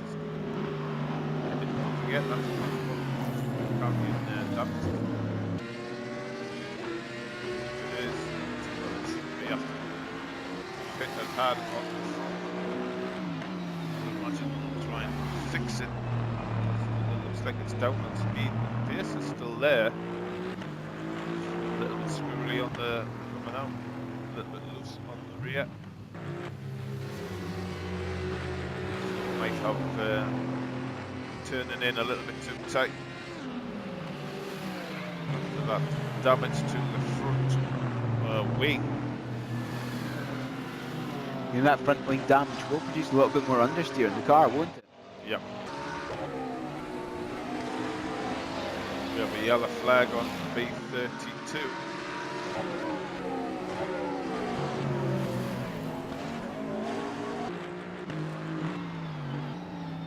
B32 is in the pits, is in the garage.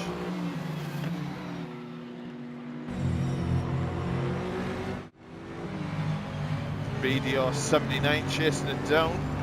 So here we are, we've got Lewis Moreno.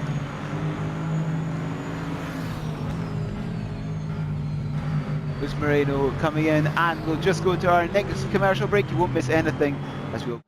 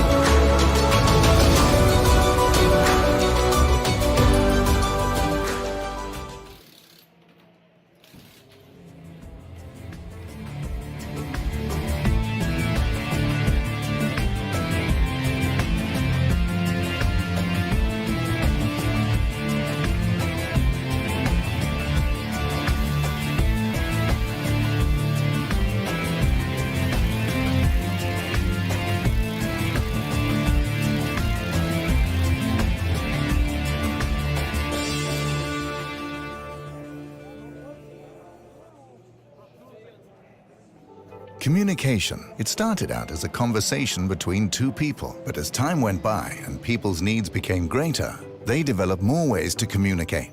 Businesses today need to minimize incomplete connections. Therefore, it is critical that they provide optimal service. Xilinx desktop, mobile and web applications can process everything from normal calls and callbacks to chats, emails, and social media inquiries. Let Xilinx liberate your business.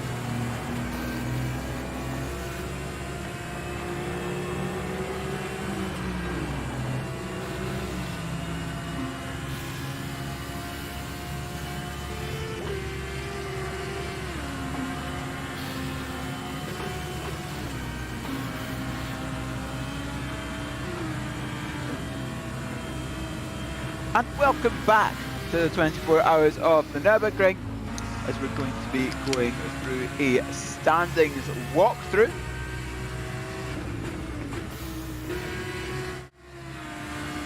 And as you can see, as it stands, is the number 383 Drive Game Seats Racing of Lorenzo Risi, and he is 28 seconds ahead of Matteo De Groot in the one move, who in turn is 2 minutes and 40 seconds ahead of the 63 by Dutton, Mikkel Sigurd, currently at the wheel of that one. Then for the rest of the standings is the Scandinavia number 55 of Rudy Kuppen, the BDR78 of Mads Rees, the DSR Nightmare Treble 7 of Stephen Salsgaard, the 333 DMT sim score of Magnus Berggren, the BDR79 of Lars Pedersen. Then at the moment in 9th place is Louis Moreno in the Treble 8, EXM Racing, excuse me. The B32 Racing of Cora Holmer rounds out the field. Car is jumped back into the car after the issues just before the commercial break, you may have seen. So they've been in the wars on each stint, in fact, after the race has started. Had problems when they were shunted, and it just seems the problems have just multiplied as the race has gone on for them. But they're still going. They're still trying to push hard. Anything can happen yet. We've got enough time in this race. Still 22 hours. 22 hours and 9 seconds to go. Yeah. So the first 2 hours are nearly in the books. I'm sure that the problems that they've had through these first 2 hours can't carry on, and they'll have a trouble-free race going forward. As Arisi comes in. Is that? Yep, At lap 14. Yep. That's a 7-lap stint as we predicted. So there we go. The Crop should be following him in. Should.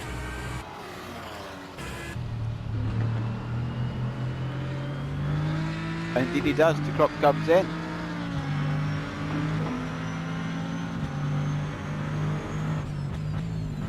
So both of them are right on time, 14 laps done, so it seems like both of them are pitting every 7 laps. And that tends to make sense, because you'll just be a little shy on that final lap to try and make it round at a decent pace that you've been setting up.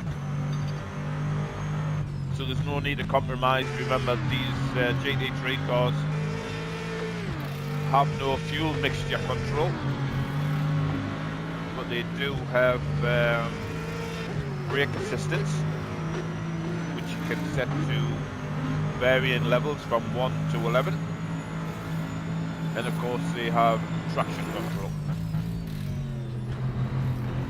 As Irisi comes back out and on to the circuit, and no driver swap there yet.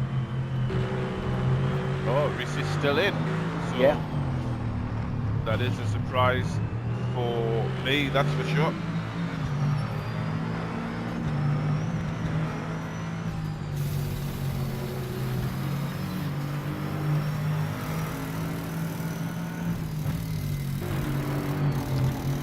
and the crew stays in the car as well.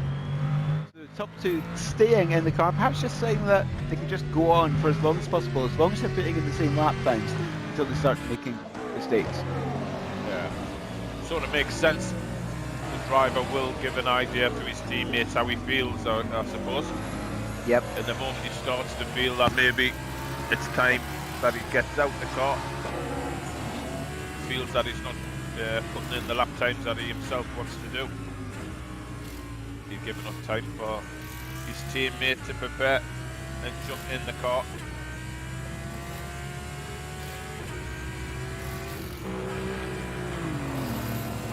So they're separated by 29 seconds now, so almost a half minute between those two.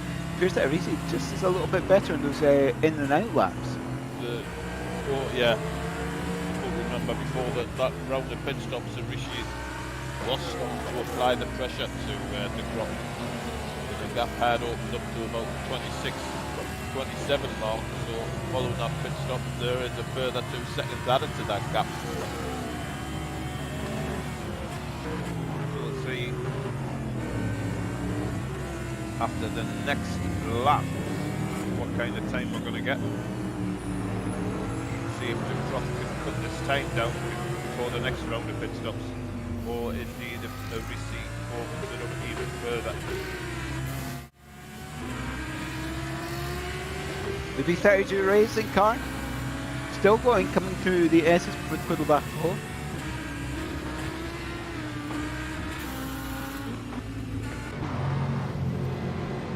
We've got to find a lap though now on the 888 car.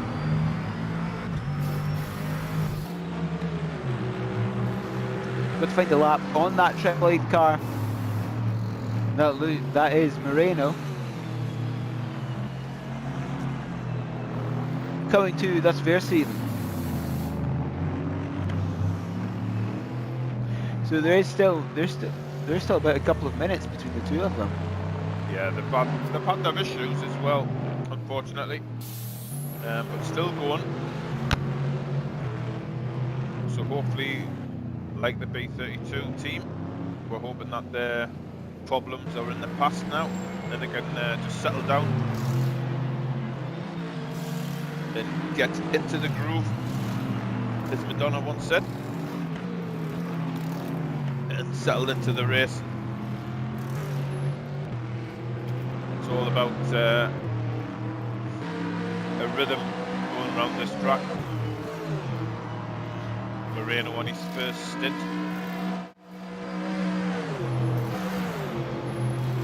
You say it's a rhythm round here. That can be actually pretty difficult to do, mainly because it is 8.5 to 9 minutes long. And if you break it down into sectors, yeah, each sector has obviously a sequence of corners. And I think that's the way to actually learn the track. And the final thing you do is put them sectors together. Yeah. I mean, how hard can it be? On a scale of 1 to 10? Somewhere in the region of 13. 13 at least. Coming through the car itself, what does the 888 car do?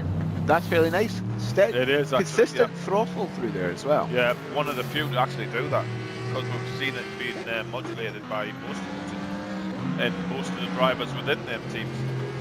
So that was excellent. It's got a nice rhythm, not even coming near the grass. In fact, nice little bit of air. That was a very nice little bit of air. It's not even really at this stage coming anywhere near the grass. A little bit of curb, not too much. We've seen a lot of excess use of the curb, which could unbalance the car, if anything. There again.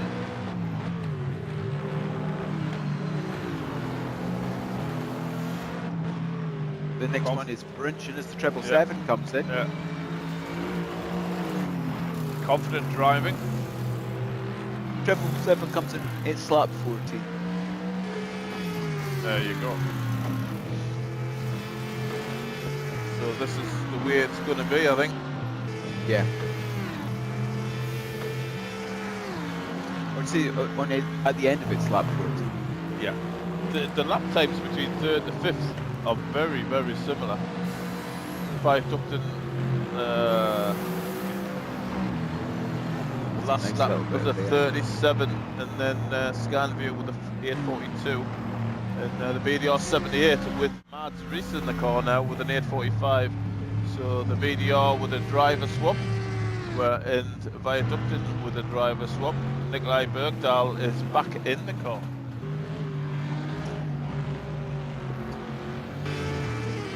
Is Bergdahl back in the car in Viaducton? So they swapped drivers every stop, haven't they? It seems so. The driver swap does take a little bit longer, but if they're trying to keep up the concentration levels, it's a way to go. But the supplements of 1 2 seconds per pit stop. Yeah, you don't really lose that much time at all if you do a full service and a driver swap at the same time. So it really becomes the question of You want to keep a driver in there for as long as possible, so you know they know what the car feels like, they know what the track evolution has been, they know how the traffic is behaving. Yeah. And just have that consistency. Or do you want to keep your drivers as fresh as possible and just swap them out every stint? Yeah. I suppose it's up to each individual driver how to actually feel within the car. And obviously, if they're doing full service, they've got full use of the tyres through that stint.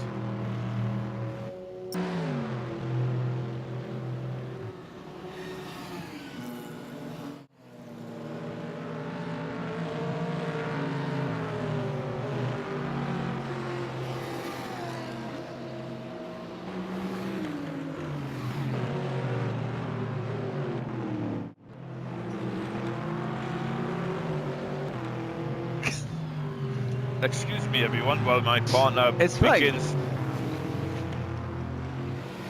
What's the equivalent of 999 in Denmark, anyone? Say 112, I think. Is it? Keep everybody. Get the first responders on standby. It's fine, I'm okay, trust me. He's okay. He's okay, folks. I said I'm okay, therefore I must be. Yeah. Sure, that's how it works. 777 coming through Hassenbach now. 40 seconds separates them and 6th place. The 333 mustachioed car.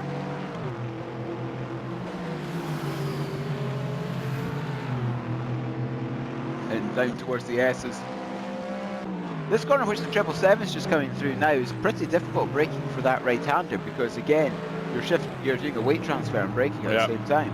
Yeah, so you've got to be careful where the application of the brake is and the balance of the car turning in as you do so. A little bit lost the front end a little bit, so obviously lost some time and had to apply the brakes momentarily, but carries on. That DSR nightmare car about to come up the hill. Sorry, it has come up the hill towards full class. It's now going to Arenberg.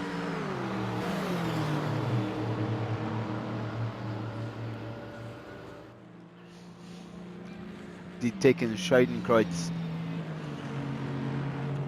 Then just straightening up the car for just half a second or so before applying the brakes for Arenberg under the bridge and takes the first sector split. Down the hill, plunging down the hill to the foxhole. And a big compression at the bottom before climbing back up towards Adenauer Forest. Again, a very difficult chicane because you can't see where you're going. And the corners get ever slower through that complex before you need to accelerate out and go to Meskisfeld. Yeah, Matthias Pedersen in the car now. The DSR Nightmare. He's chasing Magnus Berggren in the 333 DMD SimSport ahead. At this present time, he is 35 seconds, so it's not insurmountable. He can chase that down. Certainly not, no. He certainly, obviously, will have a pit stop. He can certainly do it the last lap by. Obviously, DMD SimSport did a pit stop. It was a 9:58, so that indicates a full service. Really at this point, because of the length of the Nürburgring and how tough it tends to be on tyres, I very much doubt we're going to see anyone do a double stint. That was the 777 going fairly wide there. Oh, that was a big wiggle coming up the hill as well. Certainly not looking happy, the 777 car coming up on the run up to Bergwerk. Yeah, it looks like it's gripping up a little bit. Obviously the balance of the setup will change as the track rubbers in as well, which is something you've got to be aware of.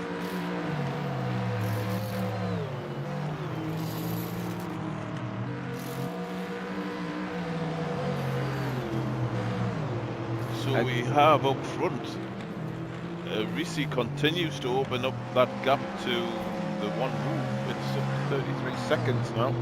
So there's no relenting up front.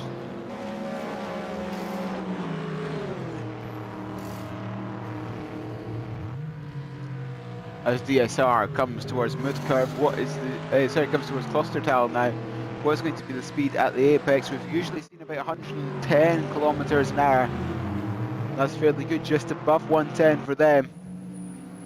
And towards the carousel, can they stick it in the carousel? Can they keep in the carousel? A nice level throttle all the way through there, about 95 kilometers an hour all the way around.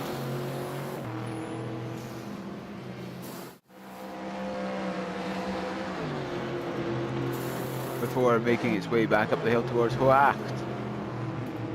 Chasing down the Treble 3 DMD Sim Sport car. And that car is just coming down towards Wipperman now. That's Brunchen it's just gone through actually. Yeah. We expect the Treble 3 to be in the pits possibly for a lengthy stop, carrying damage on cuts across the grass there. Turn in is compromised. If you remember back, it had a heavy front end shunt. Chose not to pit at the end of that lap, carrying on with the damage, nursed the car through and fixed it on their natural pit stop. Oh, it's gone off. That was the jump. Yeah. That's a big hit. So we'll have left-hand damage on the car as well. Yeah. So the handling after that front-end impact will definitely be compromised, and it's hurt them. Maybe the tyres are getting a little bit worn. The grip isn't there as much as it was at the beginning, so the handling's getting a little bit worse. Yeah. Yeah, that car just completely snapped on landing, didn't it? Just went exit stage left. Yeah, yes, he was very, very lucky to hold on to that and not do a little spin and pirouette and the rear get damaged as well. The DSR Nightmare car is just going to come through Galgenkopf themselves. Up over the crest and down onto the Dottinger Hole, finally getting on full throttle. The gap between those two now is only 14 seconds. That gap is closing as they're going down the Dottinger Hole, because the Treble 3 car will have a little bit of damage due to that incident, shall we put it, at the jump. And perhaps the DSR Nightmare car just getting a little bit of a better run off Galgenkopf onto the Dottinger Hole. Having a look at the speed of this Callaway Corvette, it's 271 underneath the bridge, and down at the compression at the bottom of the hill it is 278, so touch lower than what we've seen.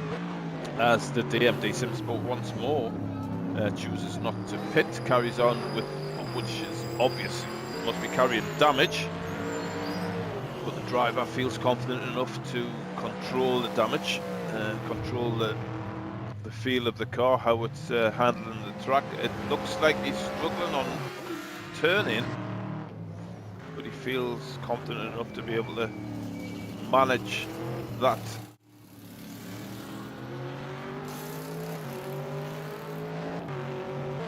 So yeah, wide again. I'm not sure if that decision not to fix what was obvious substantial damage now from two impacts. Yeah.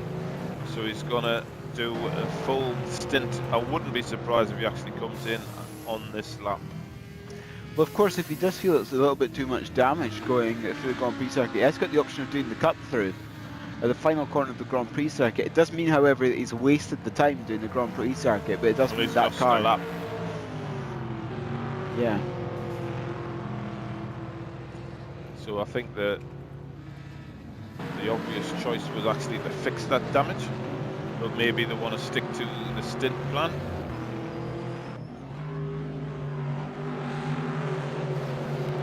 Let's have a look inside and see how it's handling from the inside.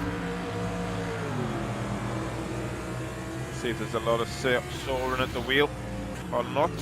I think that car's left hand down a bit. It certainly is, yeah. He's left hand down, So he's going to struggle at right-hand turns and maybe overcompensate on left-hand turns. Really does need to be careful. Yeah, front end will turn in tight and the rear will want to step out, so he's going to have to balance the car on throttle and off throttle. Yeah, he's struggling on right-hand turns. As long as he understands that and works through it. As a 79 VDR car comes into the pits.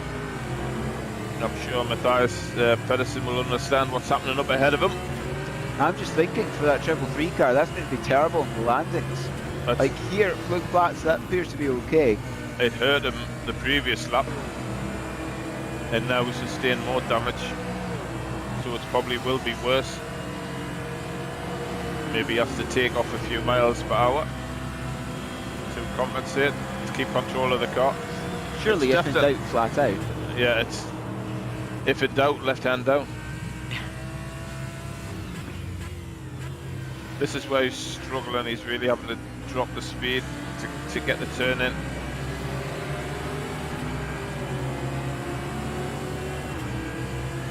I really do feel he needs to come in.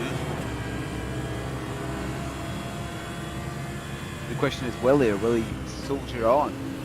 Well, he's only got a 5-second lead over DSR Nightmare. That's coming down by a good 10 seconds Good, a lap. yeah.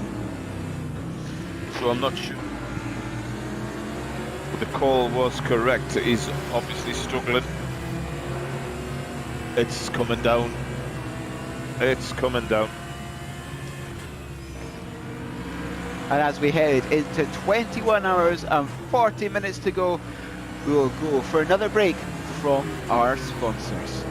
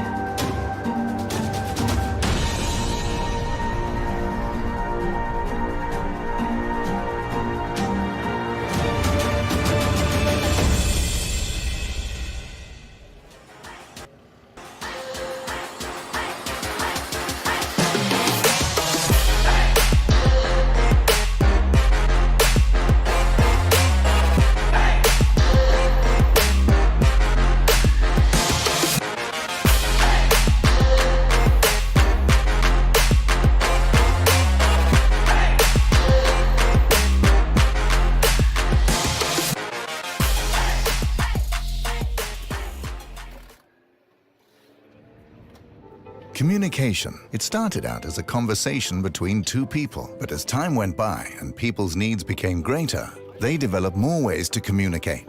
Businesses today need to minimize incomplete connections. Therefore, it is critical that they provide optimal service. Xilinx desktop, mobile and web applications can process everything from normal calls and callbacks to chats, emails, and social media inquiries. Let Xilinx liberate your business.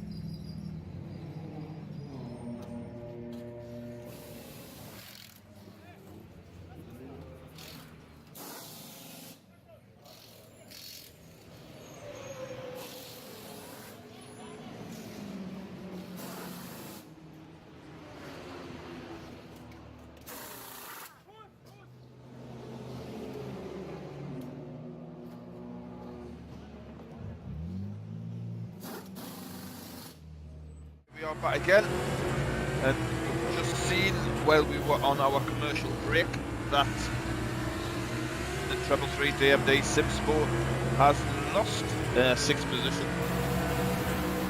Matthias Pedersen struggled somewhat to get by, but Magnus Berggren made a mistake, and the DSR Nightmare car pounced and got through and has cleared, and a huge gap has now opened up. He's lost him in the distance. That car was struggling for grip turn in, and acceleration out of each turn because it's compromised on steering input.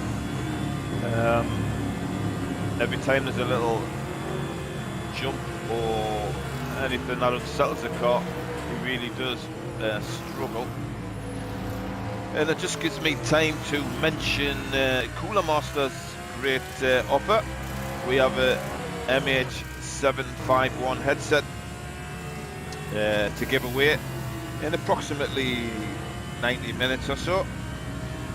All you have to do to be with a chance to win this great headset is to like both the GTR24 page and the Cooler Master page itself.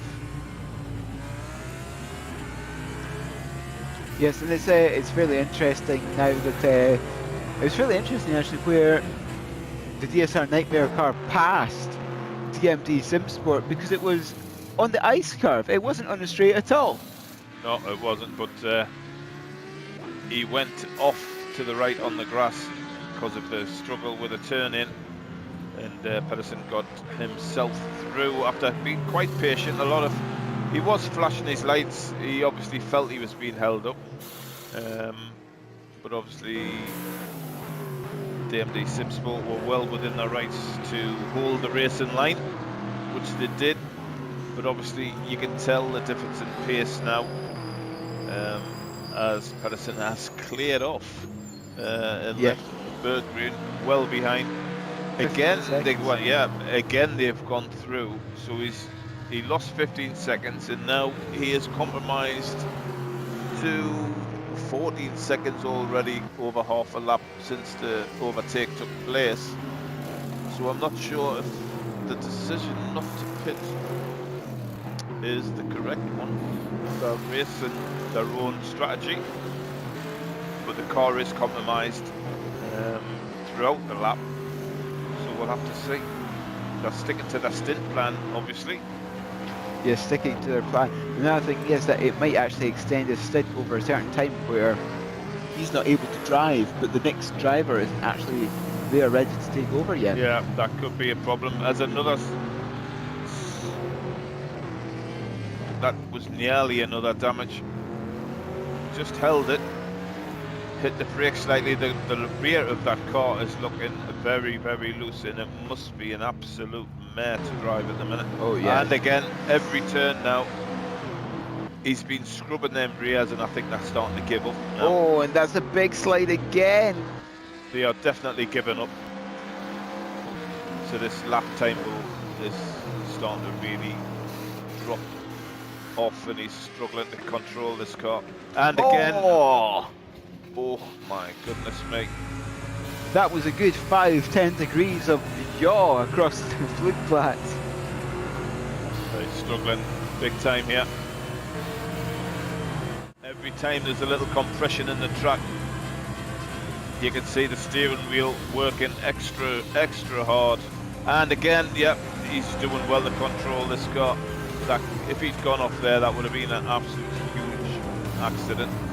As you can now see the weather up on screen, what it looks like you can just see a few showers coming in from the bottom left hand side of the screen.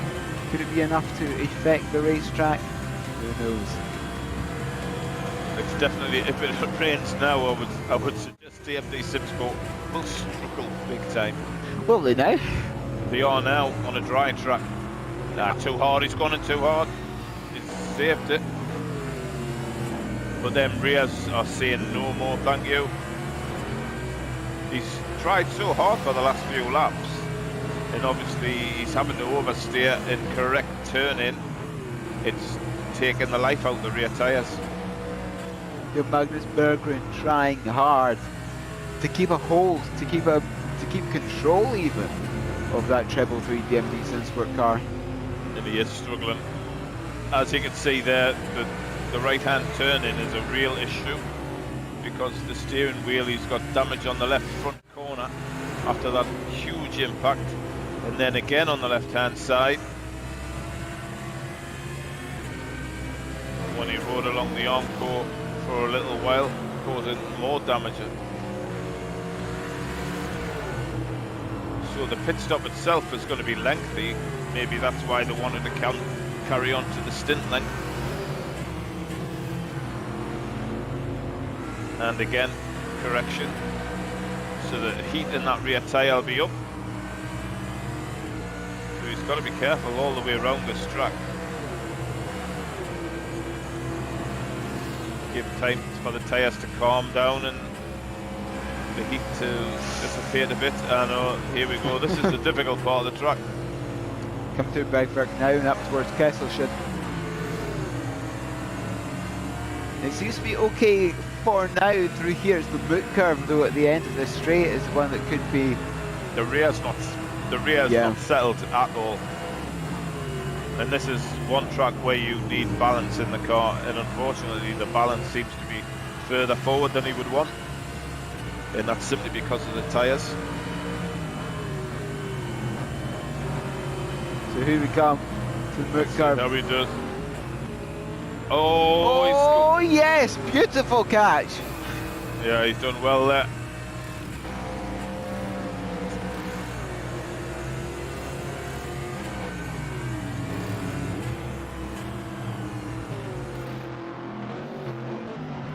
As you can see it from the outboard now and coming to the carousel. Well, where's it gone? Well, here it is. Here he is. Here it is. He's lost some top speed. You have to give him an extra second. Coming through the carousel, and it's fairly planted through there. Yeah, compared it's reined to back. Yeah, it's not as fast as you would wish. That's for sure. He's definitely compromised. Coming out towards Hoax, the second jump on the circuit. Oh, that he's now doing Formula Drift. He's not even. He's putting on a show for all of us. Just drifting round every single corner, left and right. Doesn't matter which direction it is. Through Vipperman, and down towards Brunchen again. That rear end is not connected to the track. It's almost like there's no rear wing on that one.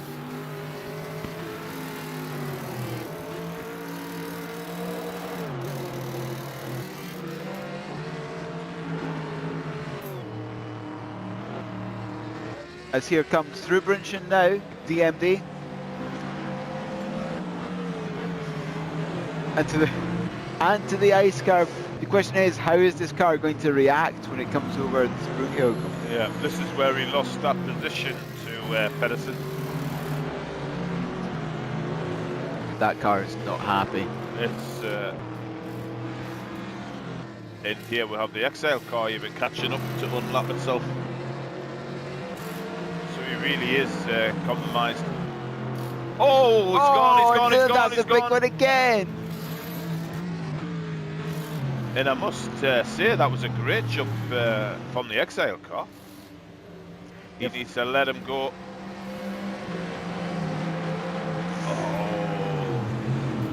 Oh, the guy, yeah, the guy's compromised. He should really let him go. He really should. Shouldn't really hold up the competitor if your car's damaged and off pace.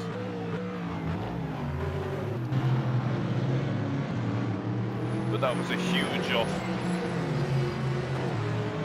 So that's 3 big incidents on this stint. That car needs to be fixed, and it needs to be fixed quickly. But surely he can't continue with this. Surely he has to come in this time round.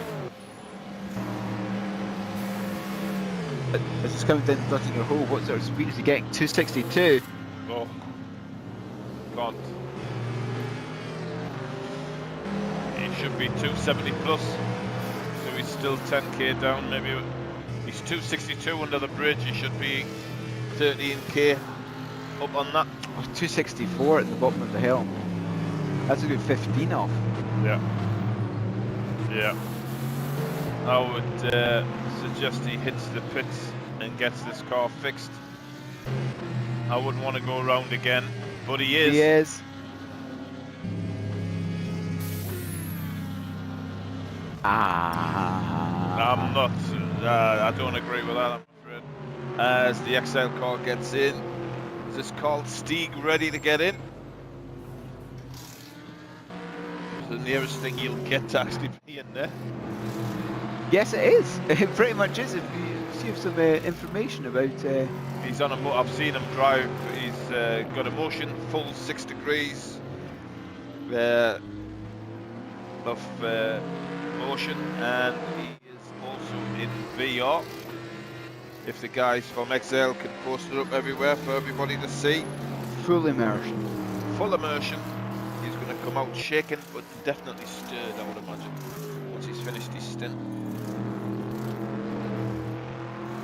Yeah, I'm shocked by this Trouble Free DMD Sim Sport car staying out. But you're suggesting that maybe a teammate is in there to take over the car. We'll have to find out, only he can tell us at the end of his stint. And Neil will quickly tell us his fellow team members. It is Alexander Hartwig, Rasmus Bornhöft, Mikko Gora and Andreas Hansen are the other 4 drivers assigned to that car. But I did actually have a look at, I believe, the treble 8 car is going to come in for a stop soon, because in the swap area there is Amir Assad, who is another one of the ones signed up for the treble 8, not Carl Stieg. Yeah.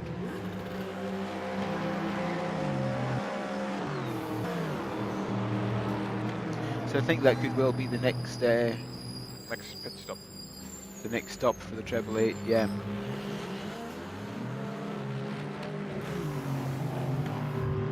And look at that, the gap to the treble 3, the treble 7 is now a minute. Yeah. As it's gone off again somewhere. Oh, he's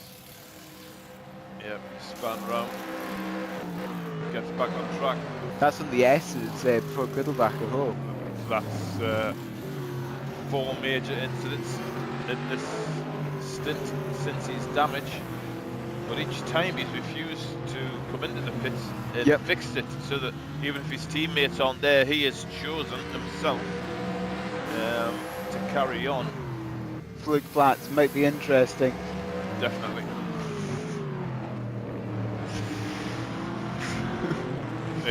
It's not the car I would wish to be in, the way it's driving and handling at the time. Not at all. It's getting a flash.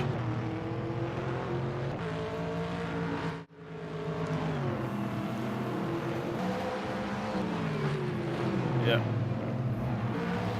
Gets through without any issue.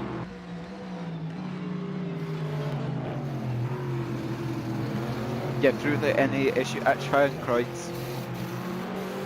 Which is that left-hander which you just need to brake a touch, perhaps down the gear in most of these GT3 cars. To find the left-hander before Ironberg.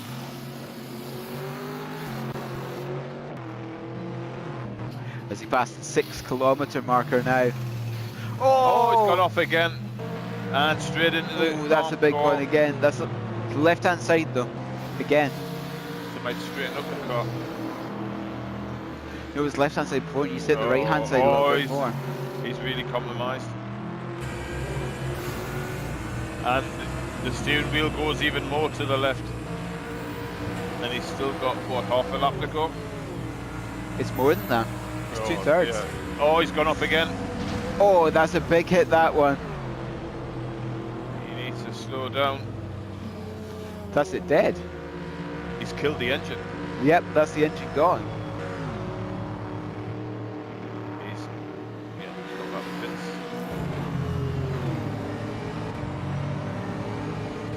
I think that That was a fairly hefty hit and miss, fellas. That was always going to happen. Yeah. The first damage he should have come in, but he carried on, and unfortunately he's paid the price.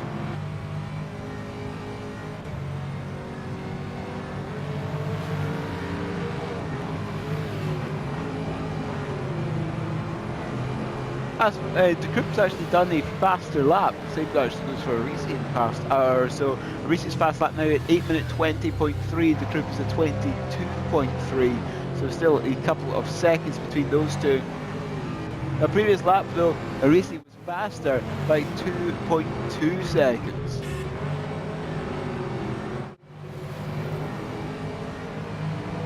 As Reese is making his way past the Kesselschule up towards mid-curve. Yeah, certainly he's very happy with this car at the minute. Constantly bringing the lap times down. 22 now down to a 20. And obviously De Krupp is doing likewise. 24 down to a 23, down to a 22. The BDR number 78 comes in. Lap 19.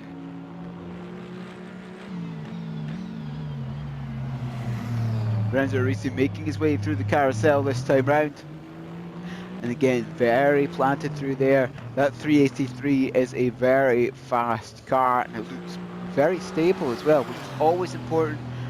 Here at the Nürburgring, you always want a little bit of confidence in your car. Yeah, he's 39-second gap over De Krupp, and a 4-minute gap from second to P3 at Viaducton, who continue to drive a clean race, which is everything you need here. Scan view back up to fourth.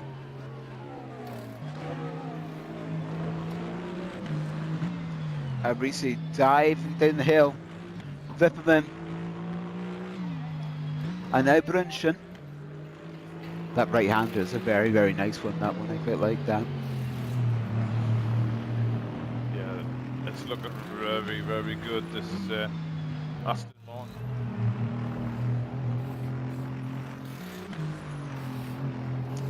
Down Flansgarten 1. To this right-hander at the bottom of the hill, what speed does it take that out? 165, that's very lovely. The next left-hander, lift off the throttle, 180. And again, that car is very stable over the jump, it doesn't really get that much height. No, I think keep the height down, the pace remains high. You're losing time the longer you're in the air. We saw that qualifying. He had a flat jump.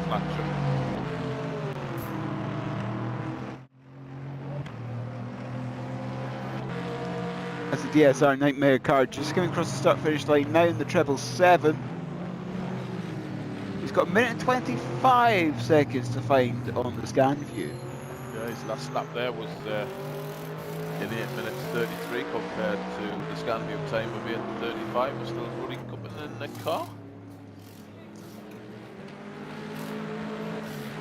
Isn't that 8:33 pace in terms of laps an hour? That'll get you somewhere in the region of 7.03 or so. Yep. So if they're doing 7 laps a stint, that's pretty much on the hour. Yep. Perfect.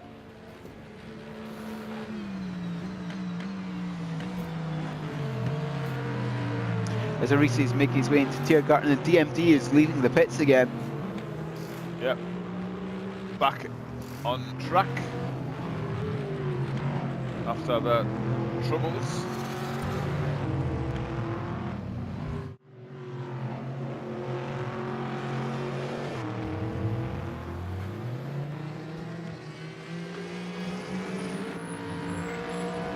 A DSR Nightmare continuing on the sedate part of the track. As if there's a sedate part on any racetrack. There isn't actually, is there? So, Treble 3 DMD Simsport returns to the track, still holding 8th position. With Magnus Berggren in the car. Huge pit stop, fixing the damage accrued through the big offs that he had. All starting with that nose into the barrier. Obviously then the handling was compromised and he struggled. He tried to keep the pace as high as he could, but each time he went off, the car became more of a handful to drive, and in the end it became too much. So the car is now fixed.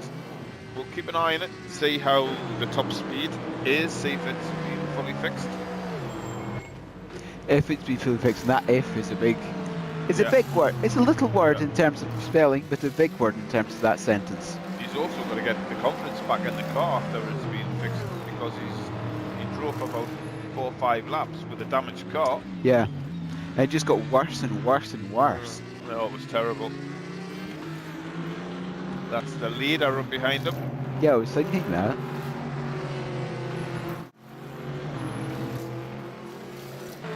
As they're coming down towards Hoynachen.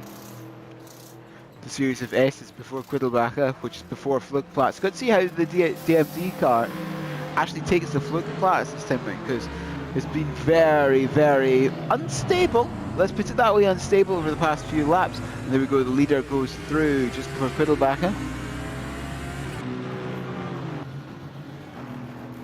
Yeah, leader went through there. Wasn't compromised at all. Yeah, that's far more stable now. Yeah. It'll still take him a lap at least to get the confidence back to throw the car in as he was before he had his first off. He's got to get their mistakes out of his system, get them out of his mind, and get back to what he knows best, with a fully functioning car.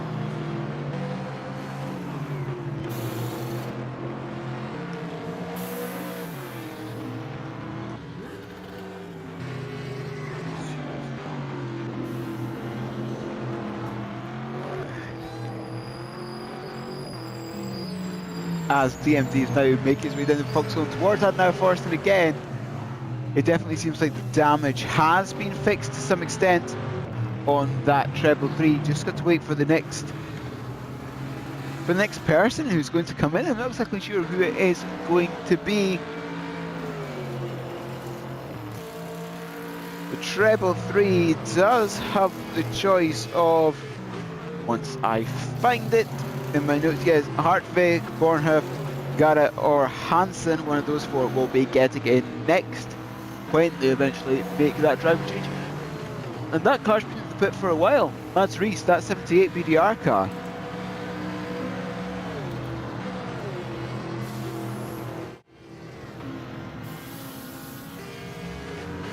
Yeah, that BDR car has been in for quite a while now. I'm just wondering if there's been some variety of damage to the side of that.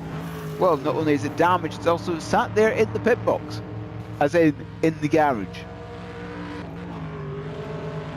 Something's happened. What's happened to that car? We didn't see it go off or anything. Has there been a problem with the drivers? So,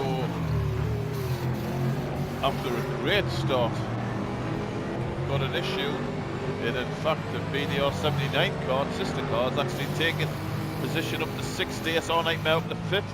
Yeah. Scan view now consolidated back and forth after their issues about an hour ago. So this race has thrown up a few curveballs,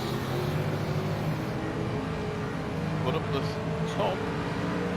top 3 teams without issues, without a problem, have opened up quite a substantial gap on the field. Reese is still with the fastest time in the race of an 8:20.3, and the crop with an 8:22.3. So a 2-second difference in the best lap times. That last lap time, with an 8:24 and the top with an 8:26, so that carries on the 2 seconds. 78 is coming back out the pits now. Yeah, There we 78 go. back on track after the problems. And in 7th.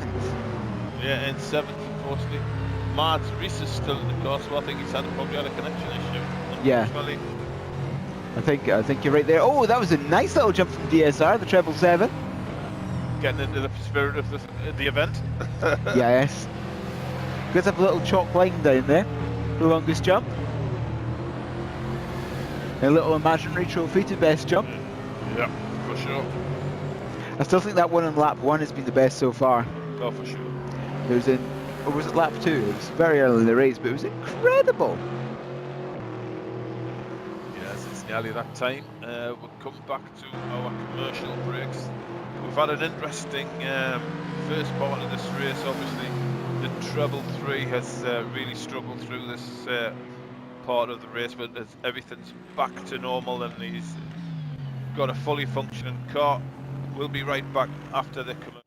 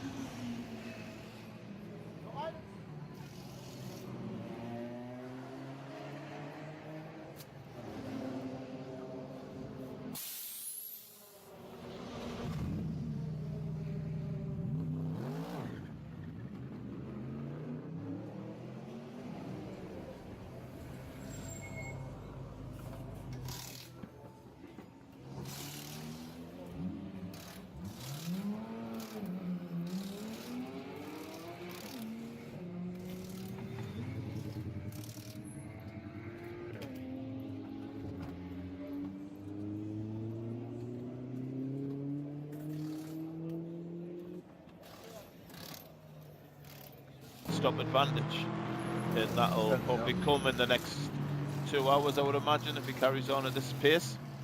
No matter what the one move driver is able to push. If we look at it, the last lap from Risi was an 8:24.4 compared to the Crop at an 8:25.6, so he's still putting the second lap on the Crop. And the Crop's fastest time is only 2 seconds off Risi's at an 8:22. So it's not that the Crop is driving slow or badly, it's just a Risi is driving superbly. Yeah, Risi is driving very, very fast. Last lap that he did was a 24.4, and those two really are the Crop of the rest of the field. Because, yeah, their fastest laps are 10 seconds faster pretty much than anyone else. Luis Moreno actually just did a personal fastest lap last time round at 8 minute 29.527. Yeah, very good. Makes him the third person to dip into, at least the third car, to dip into the 8 minute 30s. Or at least below it at least. Yeah, it's driving against the track really, and if you're driving at that level, you're bound to rein the opposition in. But we're probably looking at a pit stop, and now the question is, are we looking at a driver swap? Risi, if you remember, this is his third stint on this very taxing course. Buzz Vardenbull is there, looking to perhaps take over from De Crop in second. Definitely, yeah. So the driver swap is going to happen in one move, but it looks like it's not going to happen in the Drive GMC Racing team. And there's another DSR Nightmare driver there as well, so I think that Pedersen, when he comes in next, will be getting out of that one as well. Risi goes slightly wide there. Are we looking at a 4-stint drive from Risi? Is this the pattern of the team? Are they happy with that? Or is it just a Risi is very comfortable driving what looks like it's going to be 4 stints? But he looks comfortable. Yes, 3 hours he's been in the car now. That's got to be fairly taxing, let's put it that way. Mentally straining for sure. The pace he's got, he's pushing that car, also pushing himself. As we're having a look at the timings now, and it is a 383 Drive Game Seed Racing car of Lorenzo Risi.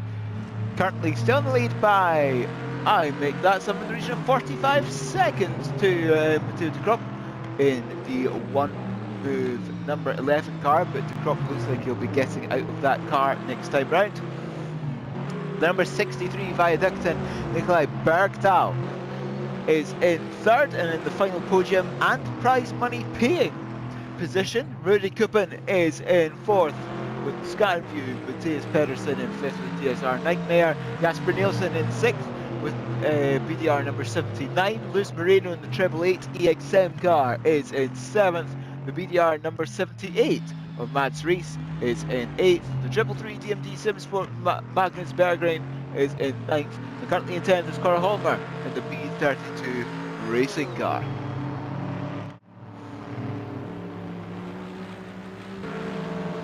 As DSR Nightmare is just making its way down the Duttinger Hill. And it's coasting! It's coasting, I think DSR Nightmare's run out of fuel. It's coasting, it's put the clutch in all the way up to Tiergarten. It's at 165 kilometers an hour now, it's keeping it in as high a gear as possible. Tiergarten, he's had to brake for the corner at 60 k's, he's now easing on the throttle. He's been very, very lucky, I believe. Oh, it looked like he was going to miss the pit. He almost went straight into the end of pit wall. And that would have been the end of it. That would have been it. Comes into the pits this DSR And that was a very, very scary 30 seconds for the treble 7. My goodness me. What was he thinking there? Is the 383 is in? Yeah, the race leader is in, Lorenzo Risi. That means De Crop should be in, and then eventually about 5 minutes later, Viaducton.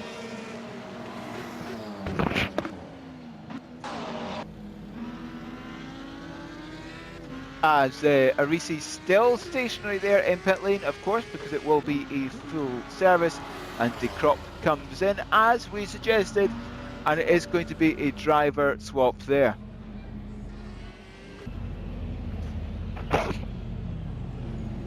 Well, I say it is going to be a driver swap, most likely going to be a driver swap. I think it's going to happen. Look at every pit stop. Drive games is compromised to reverse. Yeah, that is true. Or they're on the extreme left of their pit box. They've made that up as back out on track as it was.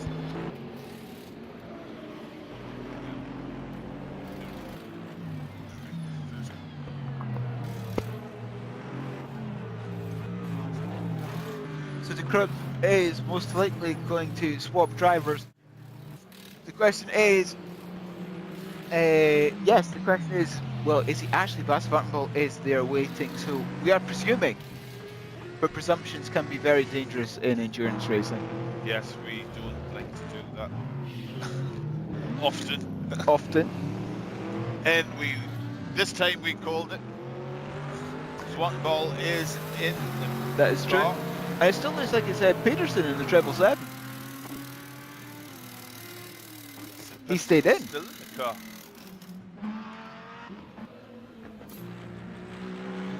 So now we have Bas Vartenbol fresh in the one move car, chasing down the fourth stint of Arisi in the drive game seat. It's just 47 seconds he needs to find. Not that much, really. Not much, but from the free practice this morning, Bas was certainly putting some times in. It's also going to be interesting to see what pace the other drivers in that 383 car can actually do, because we saw yesterday in qualifying, Arisi was the cream of the field, incredibly fast. So perhaps they decided to put him in first to try and get as big a lead as possible before changing to But I think changing to the not alien drivers.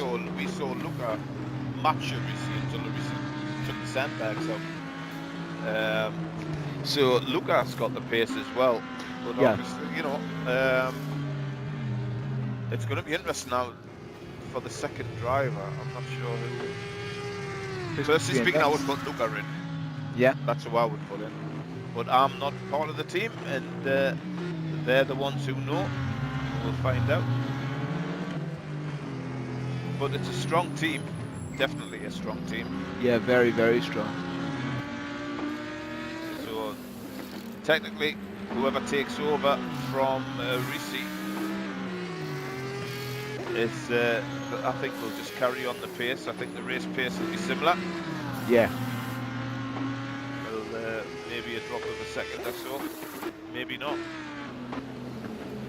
But Arisi's still driving as strong now as he was lap 2, lap 3 and lap 4, that's for sure. You can see the track really rubbering up now, so the grip is there. Sky still clear, no sign of heavy clouds or rain, which I'm sure the drivers will be pleased with. Yeah, bound to be pleased with Svartenball. Comes over the fluke plats. Oh, that was a big amount of air fluke plats for Svartenball. He certainly doesn't care about doesn't care about that car by the looks of it. I think we need to keep perhaps a little eye on Svartenball to see what he does at the rest of the lap at Hohe Acht and of course at Sprunghagel. That was a big amount of air. He's starting as he means to continue, that's for sure.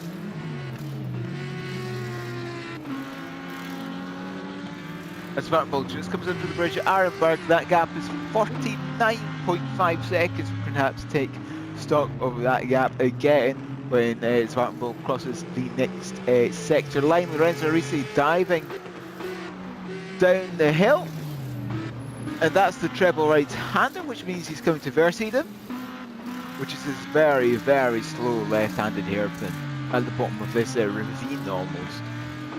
It's the gap now. It's actually opened up despite Svartenbol's heroics.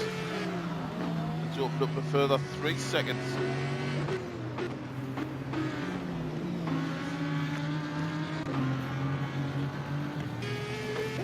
I think it really depends where on the track it is, because it's fluctuating between 49 and 51 seconds at the moment. It just depends on what part of the track each car is strong at, and obviously because they are an Audi and an Aston Martin, those will be two different places. Because they do have their own characteristics. That is really the unique thing about these GT3 cars, is that they are all baseline, roughly, but some prefer the straights, some prefer the corners. Yeah. I think Arisi doesn't mind at this moment in time, but I think the one move is still there. As Viaducting comes in. It's in the pits. Viaducting is in the pits. Are they going to carry on with their driver swap that they've been doing up to now? We will see. In P3. Yep. As Scanview comes across the start-finish line to begin lap 22 of the race, into the right-left double hairpin at turn 1, and it is still Rudy Coopin in that car. Christina hasn't got in yet, and Viaducting have not swapped drivers, so Nikolai Bergdahl is still in the car. Scanview have gone through into third with that pit stop from Viaducting. Yep, and Viaducting is now back out on track in that McLaren 720S.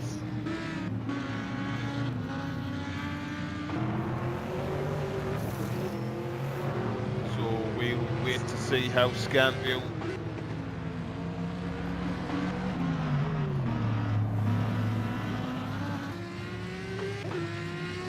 manage after this pit stop. When will Scanview be in?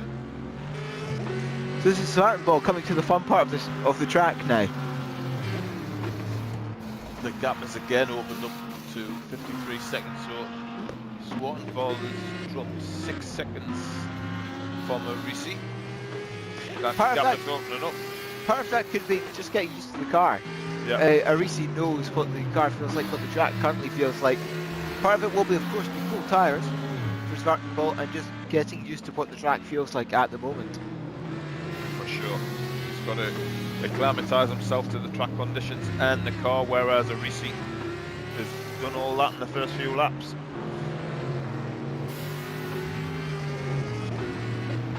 Svartenbol coming down through Brunchen.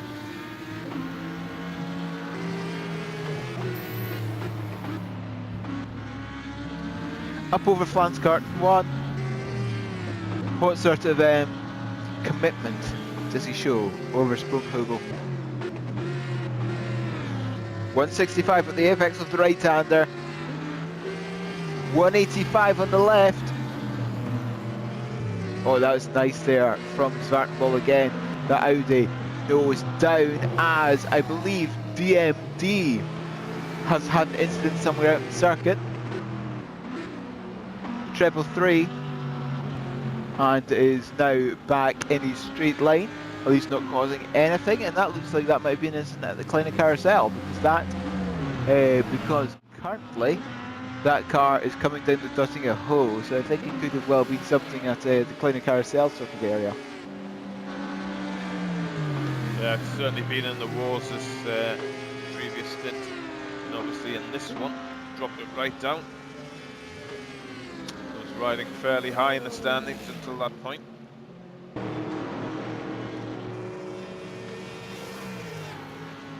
Svartenbol himself just making his way down the Dottinger Ho. So what sort of pace does that Audi have? It's 271 at the moment as it climbs the steepest part. Gains a little bit of speed here. 273 underneath the bridge. And down at the bottom of the hill, it is 280. So again, very, very average to what we've seen. Not particularly slow, not particularly fast as he comes through Tiergarten, about to start his first flying lap. So now we can see what the difference is perhaps this time round between Svartball and Risi. At least on both of the right laps, because of course remember they did come out at the same time, Svartball 10 seconds slower. But part of that time would have been extra for the driver change. Yep. Also a little bit extra for the driver change, maybe about 5 seconds or so. Yeah, that's for sure.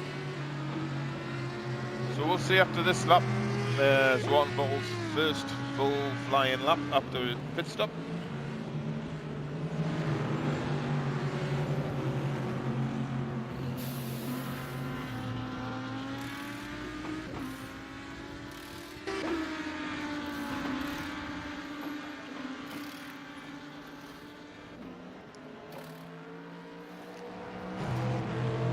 As Svartball coming through Dunlop hairpin at the bottom of the hill.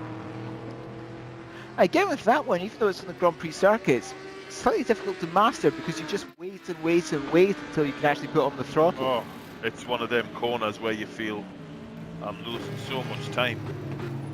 So you come round again and you try and hustle the car through and you find yourself just drifting off. Yeah. It's one of them cars, one of them turns you just have to turn in and then you just have to wait and wait and wait, and it seems to be forever. And then you have to drive up to the Schumacher rest, and it's like it's like a 180-degree turn. It's a great circuit, but it's to master it. It's certainly not an overnight thing.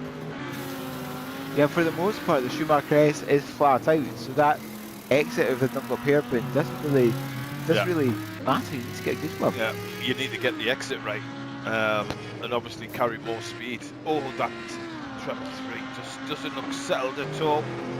Unfortunately, it's still squibbling. The rear end isn't happy. So we have the Audi of the one move with Bas Svartball very planted. And on the opposite side of the equation, we have the treble 3 DMD 6 Sport, who seems to struggle with the rear at least. Turn-in seems sharp, but the rear just doesn't seem to want to follow. As number 79, Backvevel Racing car has came into the pits, Jasper Nielsen, the driver currently in charge of that one. There could well be a driver swap there though, coming in after 21 laps completed. Yeah. Scan view with a 41 seconds over via Ducton, who did do a driver swap. Yes.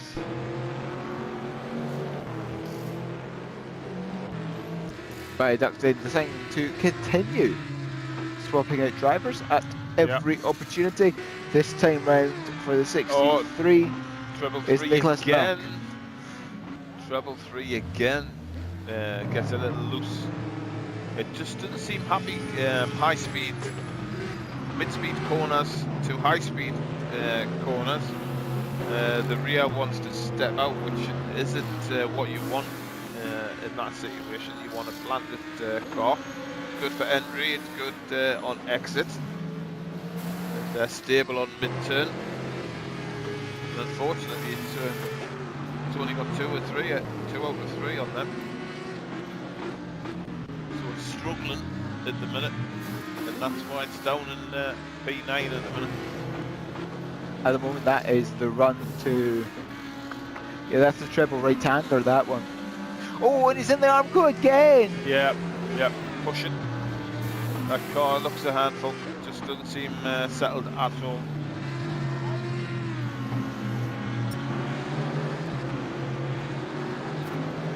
In the Armco again to the treble 3.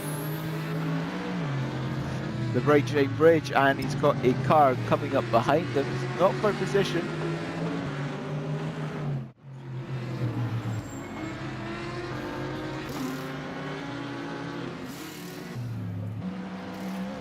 Just wondering who it could be. It's one of the red cars. I think it's DSR Nightmare, perhaps. It is indeed. It is.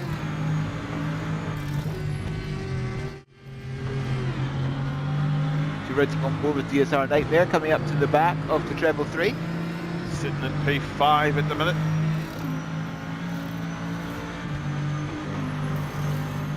Making their way to Bergwerk. Oh, and the the 777. No, the 777 broke for that left-hander. Yeah, He's perhaps lifted off the throttle to allow DSR through, but didn't quite read the situation correctly. They definitely thought that was their signal to go through, and obviously realised he's had to go around the outside to make the move, which really is not ideal for the overtaken car. I think the treble 3 could have made that a little bit easier. But he got through nevertheless. He carries on. And look at the gap already. Yep. A couple of corners and he's left the treble 3. Just shows you the handling issues that car's having. Oh, he's came out of the carousel as well. Came out the carousel very early. Struggling, isn't he? He's made a move for the one move to get through. Didn't hold Bass Monopole up at all. No. He's struggling. He really is struggling. A nice suspension to chew through the rear tyres again. Yeah. I'm not sure if that's possible. I think that might just be completely unstable. And the thing is, mid-race, you really can't change that much. You can add more weight That's it. and tyre pressures, and that's it. Yeah, up the traction control. The way that car's handling, I would. It's really struggling mid-turn, understeer. It's understeer and oversteer. That's just an evil car. That's just an evil car at the moment. Yeah. I'm not sure this was caused by all the damage. There he goes again. Oh, again, another snap oversteer. We've seen a lot of that straight line in there. Down the flange guard. At least the first part of it. It's going to be the jump next. We've seen it veer violently on landing a couple of times. He's actually lifting off on the entry there, which is I would say is pretty wise at this moment in time. Okay, so you can just remember where Baz Vartbol actually passed this treble 3 car, and look where Vartbol is already. He's coming through Kleine Carousel. Yeah. DMD is just coming through Schweigkreuz. Schwalbenschanze. Which is shows you the problems that the treble 3 is actually having at this moment in time, and it's not looking good. That car looks a real handful, difficult to manage. As it's coming through Galgenkopf and onto the Dottinger Hole. Now it was about 10k down in straight line speed before. What is it now? We're able to have being able to have a look at telemetry that you'll be able to see on board just below the wheel. That's back up to speed again in straight line, isn't it? Yeah, pretty much. That was just a couple of k down, but not too much a at couple all. of k down, but the handling can't be that good. It looks square, the wheel. Looks like he's before the last pit stop he was pulling well to the left.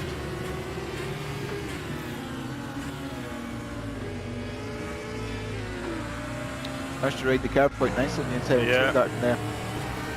Yeah, but he's down a couple of k on top speed, but that's not his only problem.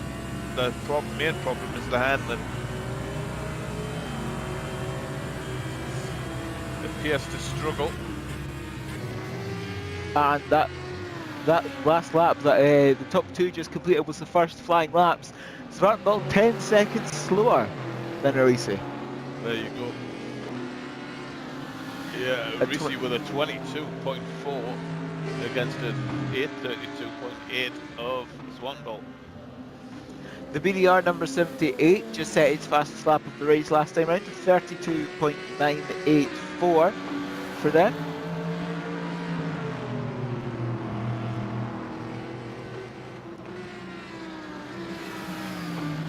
as we're just heading to our next set of commercial breaks. So please enjoy the small gap from our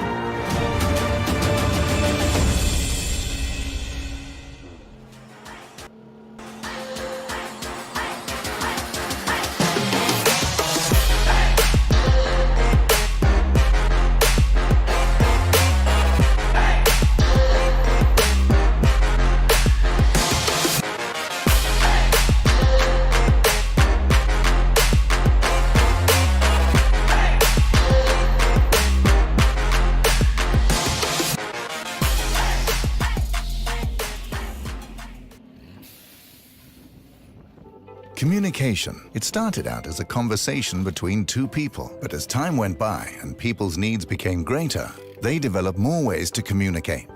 Businesses today need to minimize incomplete connections. Therefore, it is critical that they provide optimal service. Xilinx desktop, mobile and web applications can process everything from normal calls and callbacks to chats, emails, and social media inquiries. Let Xilinx liberate your business.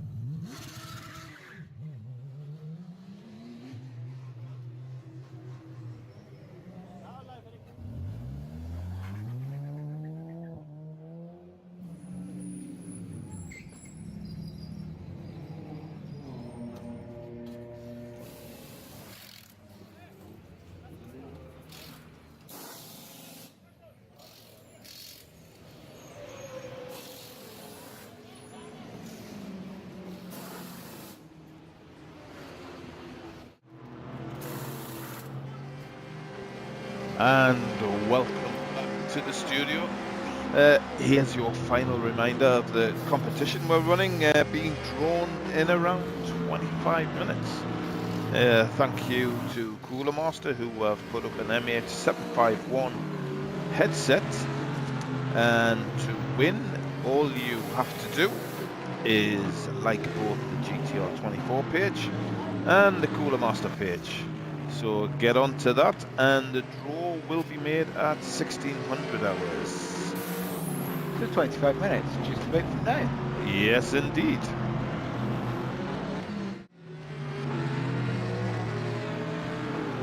Spas Farnball has just made his way out of the carousel, passing traffic. I think that might be the number 79 car, actually.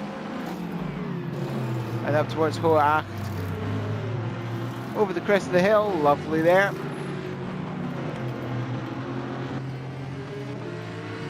And a minute and 15 seconds to separate the top two now.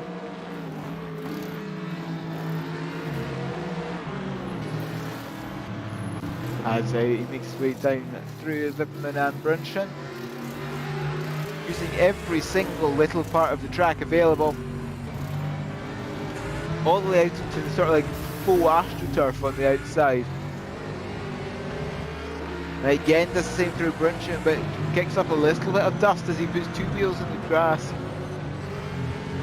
And up through the ice curve, and diving down Flansgarten 1.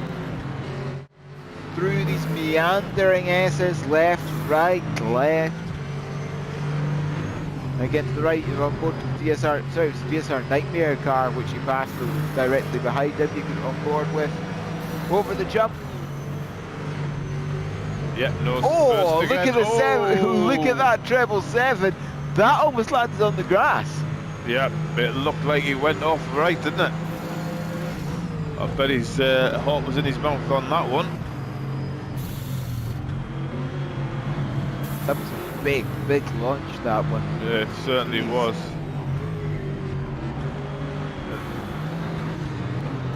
He's actually closing up, isn't he? Yes. DSR Nightmare's last lap was a 36.7. It's 32.8 actually for Zwartenbol, as the treble 3 has got into strife somewhere.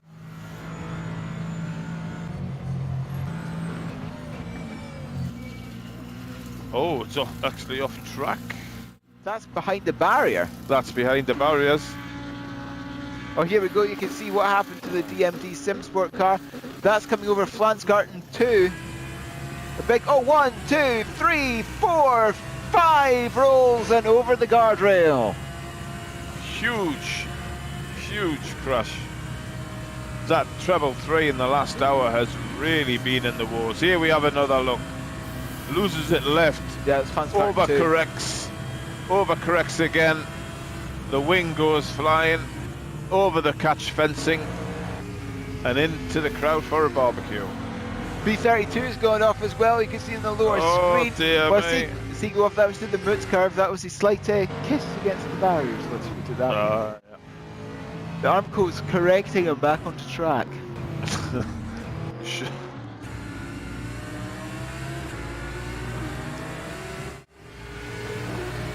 Yeah, back on track. Through the carousel. It's actually going to be long until he overtakes the treble 3 car. It won't. Well, certainly issues in this section of the race, that's for sure. And you can see the weather up on screen now. The red highlighted Nürburgring, Nordschleife and Grand Prix combined circuit. They are in the centre of screen.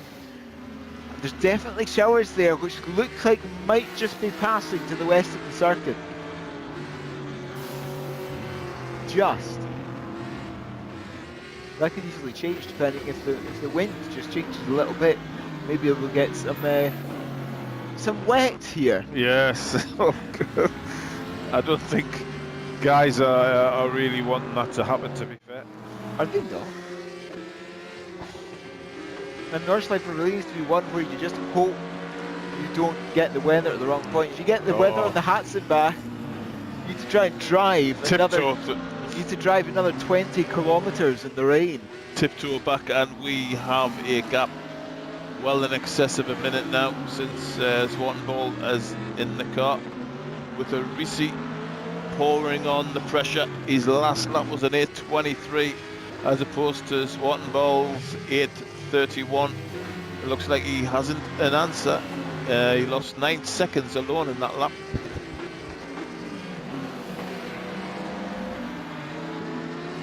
Yeah, 9 seconds alone in that previous lap. That is chunks of time.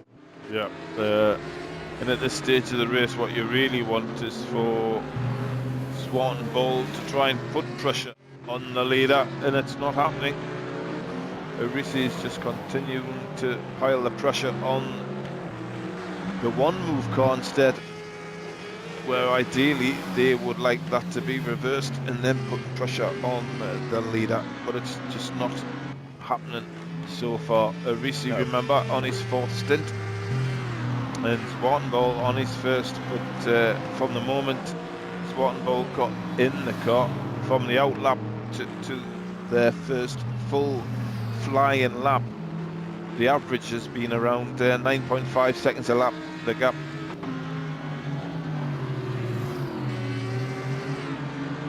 Risi just has not slowed up. No. He has not relented. As the treble 3 comes back out of the pit, so I think they decide to pull the plug and rejoin. Yep.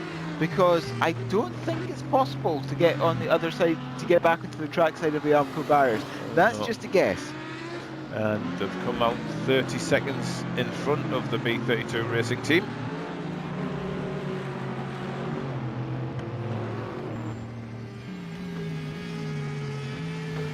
The gap between Viaductor and Scanview is coming down. That's about 7 seconds between the two of them. Yep, it was substantially more than that. It was, about 18 seconds, wasn't it? But that settled after the pit stop, so we'll have a look at that scan view.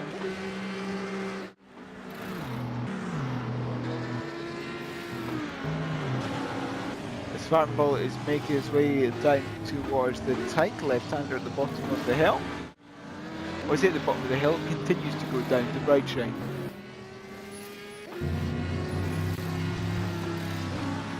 So looking at scan view number 55 car. And it's still Rudy Coupon in that one. Yep, he's been in since the start of the race, as has Risi, our race leader. But that's no surprise, seeing as there's only 2 drivers in the Scanview car. There's been a driver change to treble 3 as well. Now Rasmus Bernhoft in that one. Yeah, I'm not surprised. I am not surprised at all at that. But that car has certainly been in the wars in this past hour. I think swapping the driver is the best idea. Give a rest and get that stint out of the system. Scanview is just stalking the Viaducting car now, coming through the Kleiner carousel. The left-hander now to Galgenkopf. Oh, that was a big slide from Scanview there, just as the rear suspension got reloaded after launching itself out of the Kleiner carousel. The main thing is now that Coupon has done the hard work by getting to the point where he can view the Viaducting car. He just needs to hold and stay driving the same way that got him to that position on the track. They say it's easier when you can see your opposition, but it's also, I think, a danger, because you could possibly start overdriving the car. Yeah. You need to calm yourself and just do what you were doing that got you there, in hope that maybe you can apply a little bit of pressure and get your opponent to start driving a little bit more in the mirrors and maybe miss an apex or something, get his brake point wrong, get his exit wrong, and just eat away at the time just like that. 1.6 seconds now. That's Yeah. just to start finish line. I pretty much made that 1.5. So he's taken 7 seconds out of that lap. So it looks like Nicholas Mark has no answer to Coupon actually. It's more than 7, it was 17. Yeah. But over the last 2-3 laps, it's come down to just under a second now. So I would suggest that on this lap, the pass will put Scanview back up in the 3rd. So these 2 teams have been fighting for this position basically from the off. Scanview had that issue and have fought hard to come back. Yep. As they launch their way out of the hairpin, the question is, where will Coupon decide to make his move on the Viaducting car? He's got to choose wisely. Because really, here until Arenberg, there's not really that many overtaking opportunities. Certainly not. Unless he wants to try and go what, side by side over Flickplatz. Lovely.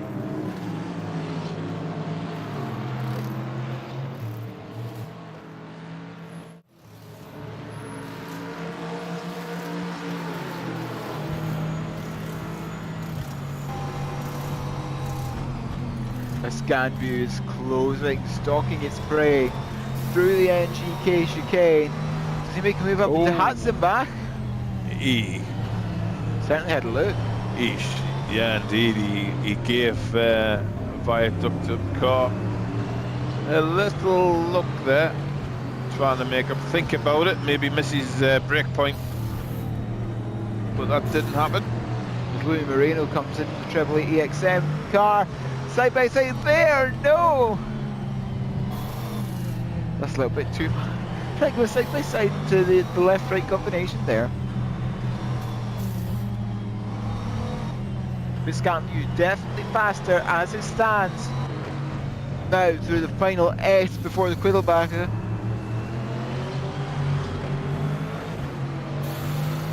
And Good down exit. the hill. He's flashing his lights. That scan view. Oh, I almost landed on top of him.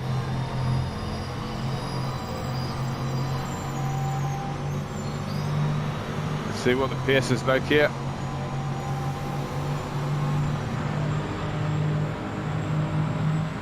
Coming up towards Schweigkreuz. Up the inside, no, there's just no room to pass round here. Arenberg, does he send one up the inside? No, just a little bit too far back to do that. He may well be able to get a good launch out of Arenberg, indeed he does. Down the foxhole. Perfect defending there by just placing the car in the middle of the circuit. As Carl Stieg has got into the Treble 8. And now first, nothing there for now. Nicholas Mark is defending just by staying in the middle of the road. Beskesfeld is the next one, the left-hander. They need to brake for. No room there either. Kibelhard is the right-hander. Just about here. Actually, we get this right-hander.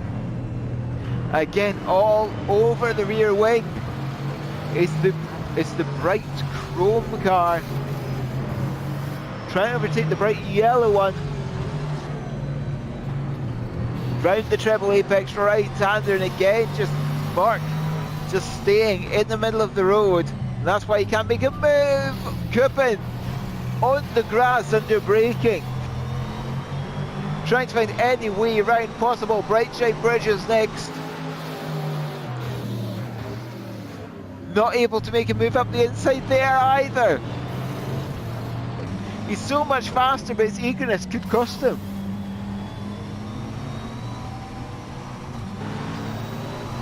Bergwerk, the next big braking zone. Right, left, a slight lift through that left-hander. Can he brake now? Not able to through there. We should be able to get a nice launcher from Arenberg, and indeed he does. Where does Mark place the car? In the middle, he's forcing Kuppen to go all the way around the outside. Buffalo Girls still side by side. And indeed, Scanview goes through. Kuppen stayed behind for 5 minutes, looking for any way possible, but finally managed it on the run through Kesselchen. Very brave, kept his foot in. The Viaductant driver just gave him no option. If you want to pass, you have to go on the outside. He gave him enough room, but it was certainly a decision make that maybe a lot of drivers wouldn't have gone for that pass at that position. Kept his foot in, got good turn in, and I think in the end there was a little lift off from the Viaductant driver.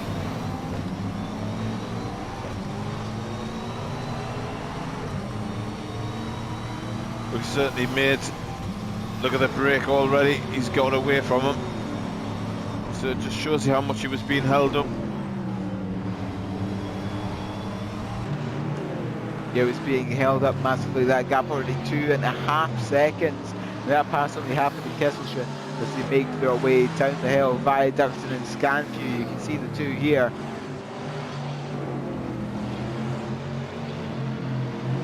As BDR number 78 comes in, there's Nørgaard from 8th place.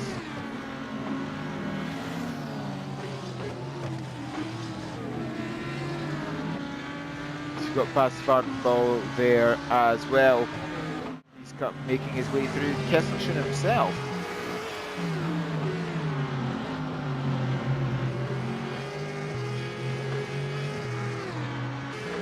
But there was a little bit of air from Vardenball actually when that run through Kesselchen.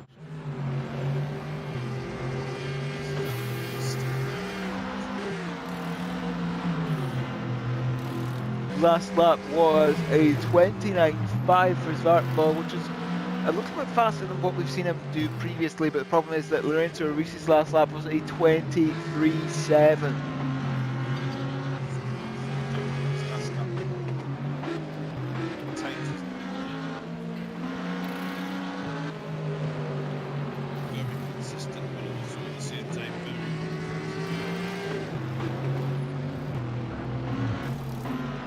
That's a 78. 78? There isn't a 78 car. Why did I say that? Baz Vartenball makes his way around the carousel. That's what I was supposed to say, which is no relation to what I said before. I didn't hear what you said before. Brushed over it, that's fine. As Vartenball comes over Hoacht and back down the hill. Now Carl Stieg is in that 888 car and he's got a full motion brake. Headset. How does it take flying? Big air. Big air. Yeah, I'm just thinking once it comes over a Sprunghugel. If you want your eggs to eat. Yep. Certainly been put to that's everything get. It's strapped in at 6 degrees. So he's strapped in for safety. It looks like he's feeling every single bump of the track. Concentration levels will be really, really high. As he comes through the carousel this time round, what sort of air does the EXM racing car get the 888? We'll soon find out. Come up over Hoacht, you usually get a little pop. A little here. bit. Yep. Let's have a look. Yep, he certainly did. All four off. Now down through Hoacht, Hedvigsche, Vipperman.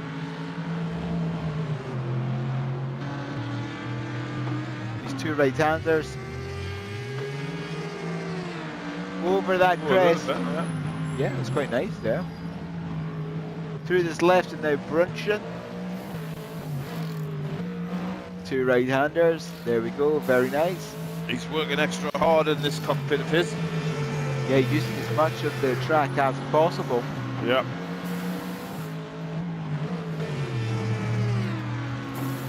Up and then down. I would say perhaps Nürburgring is the best track to use one of these full motion rigs on. Definitely. I'm pleased he's strapped in.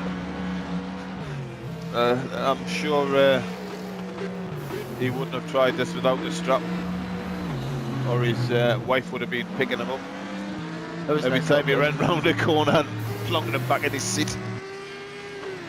It's nice air over the jump there by the Callaway Corvette. Yep, through the Schwalbenschwanz. I'm watching the movement on the sim rig. It's shaking him left and right. He's working on the wheel, but not excessively.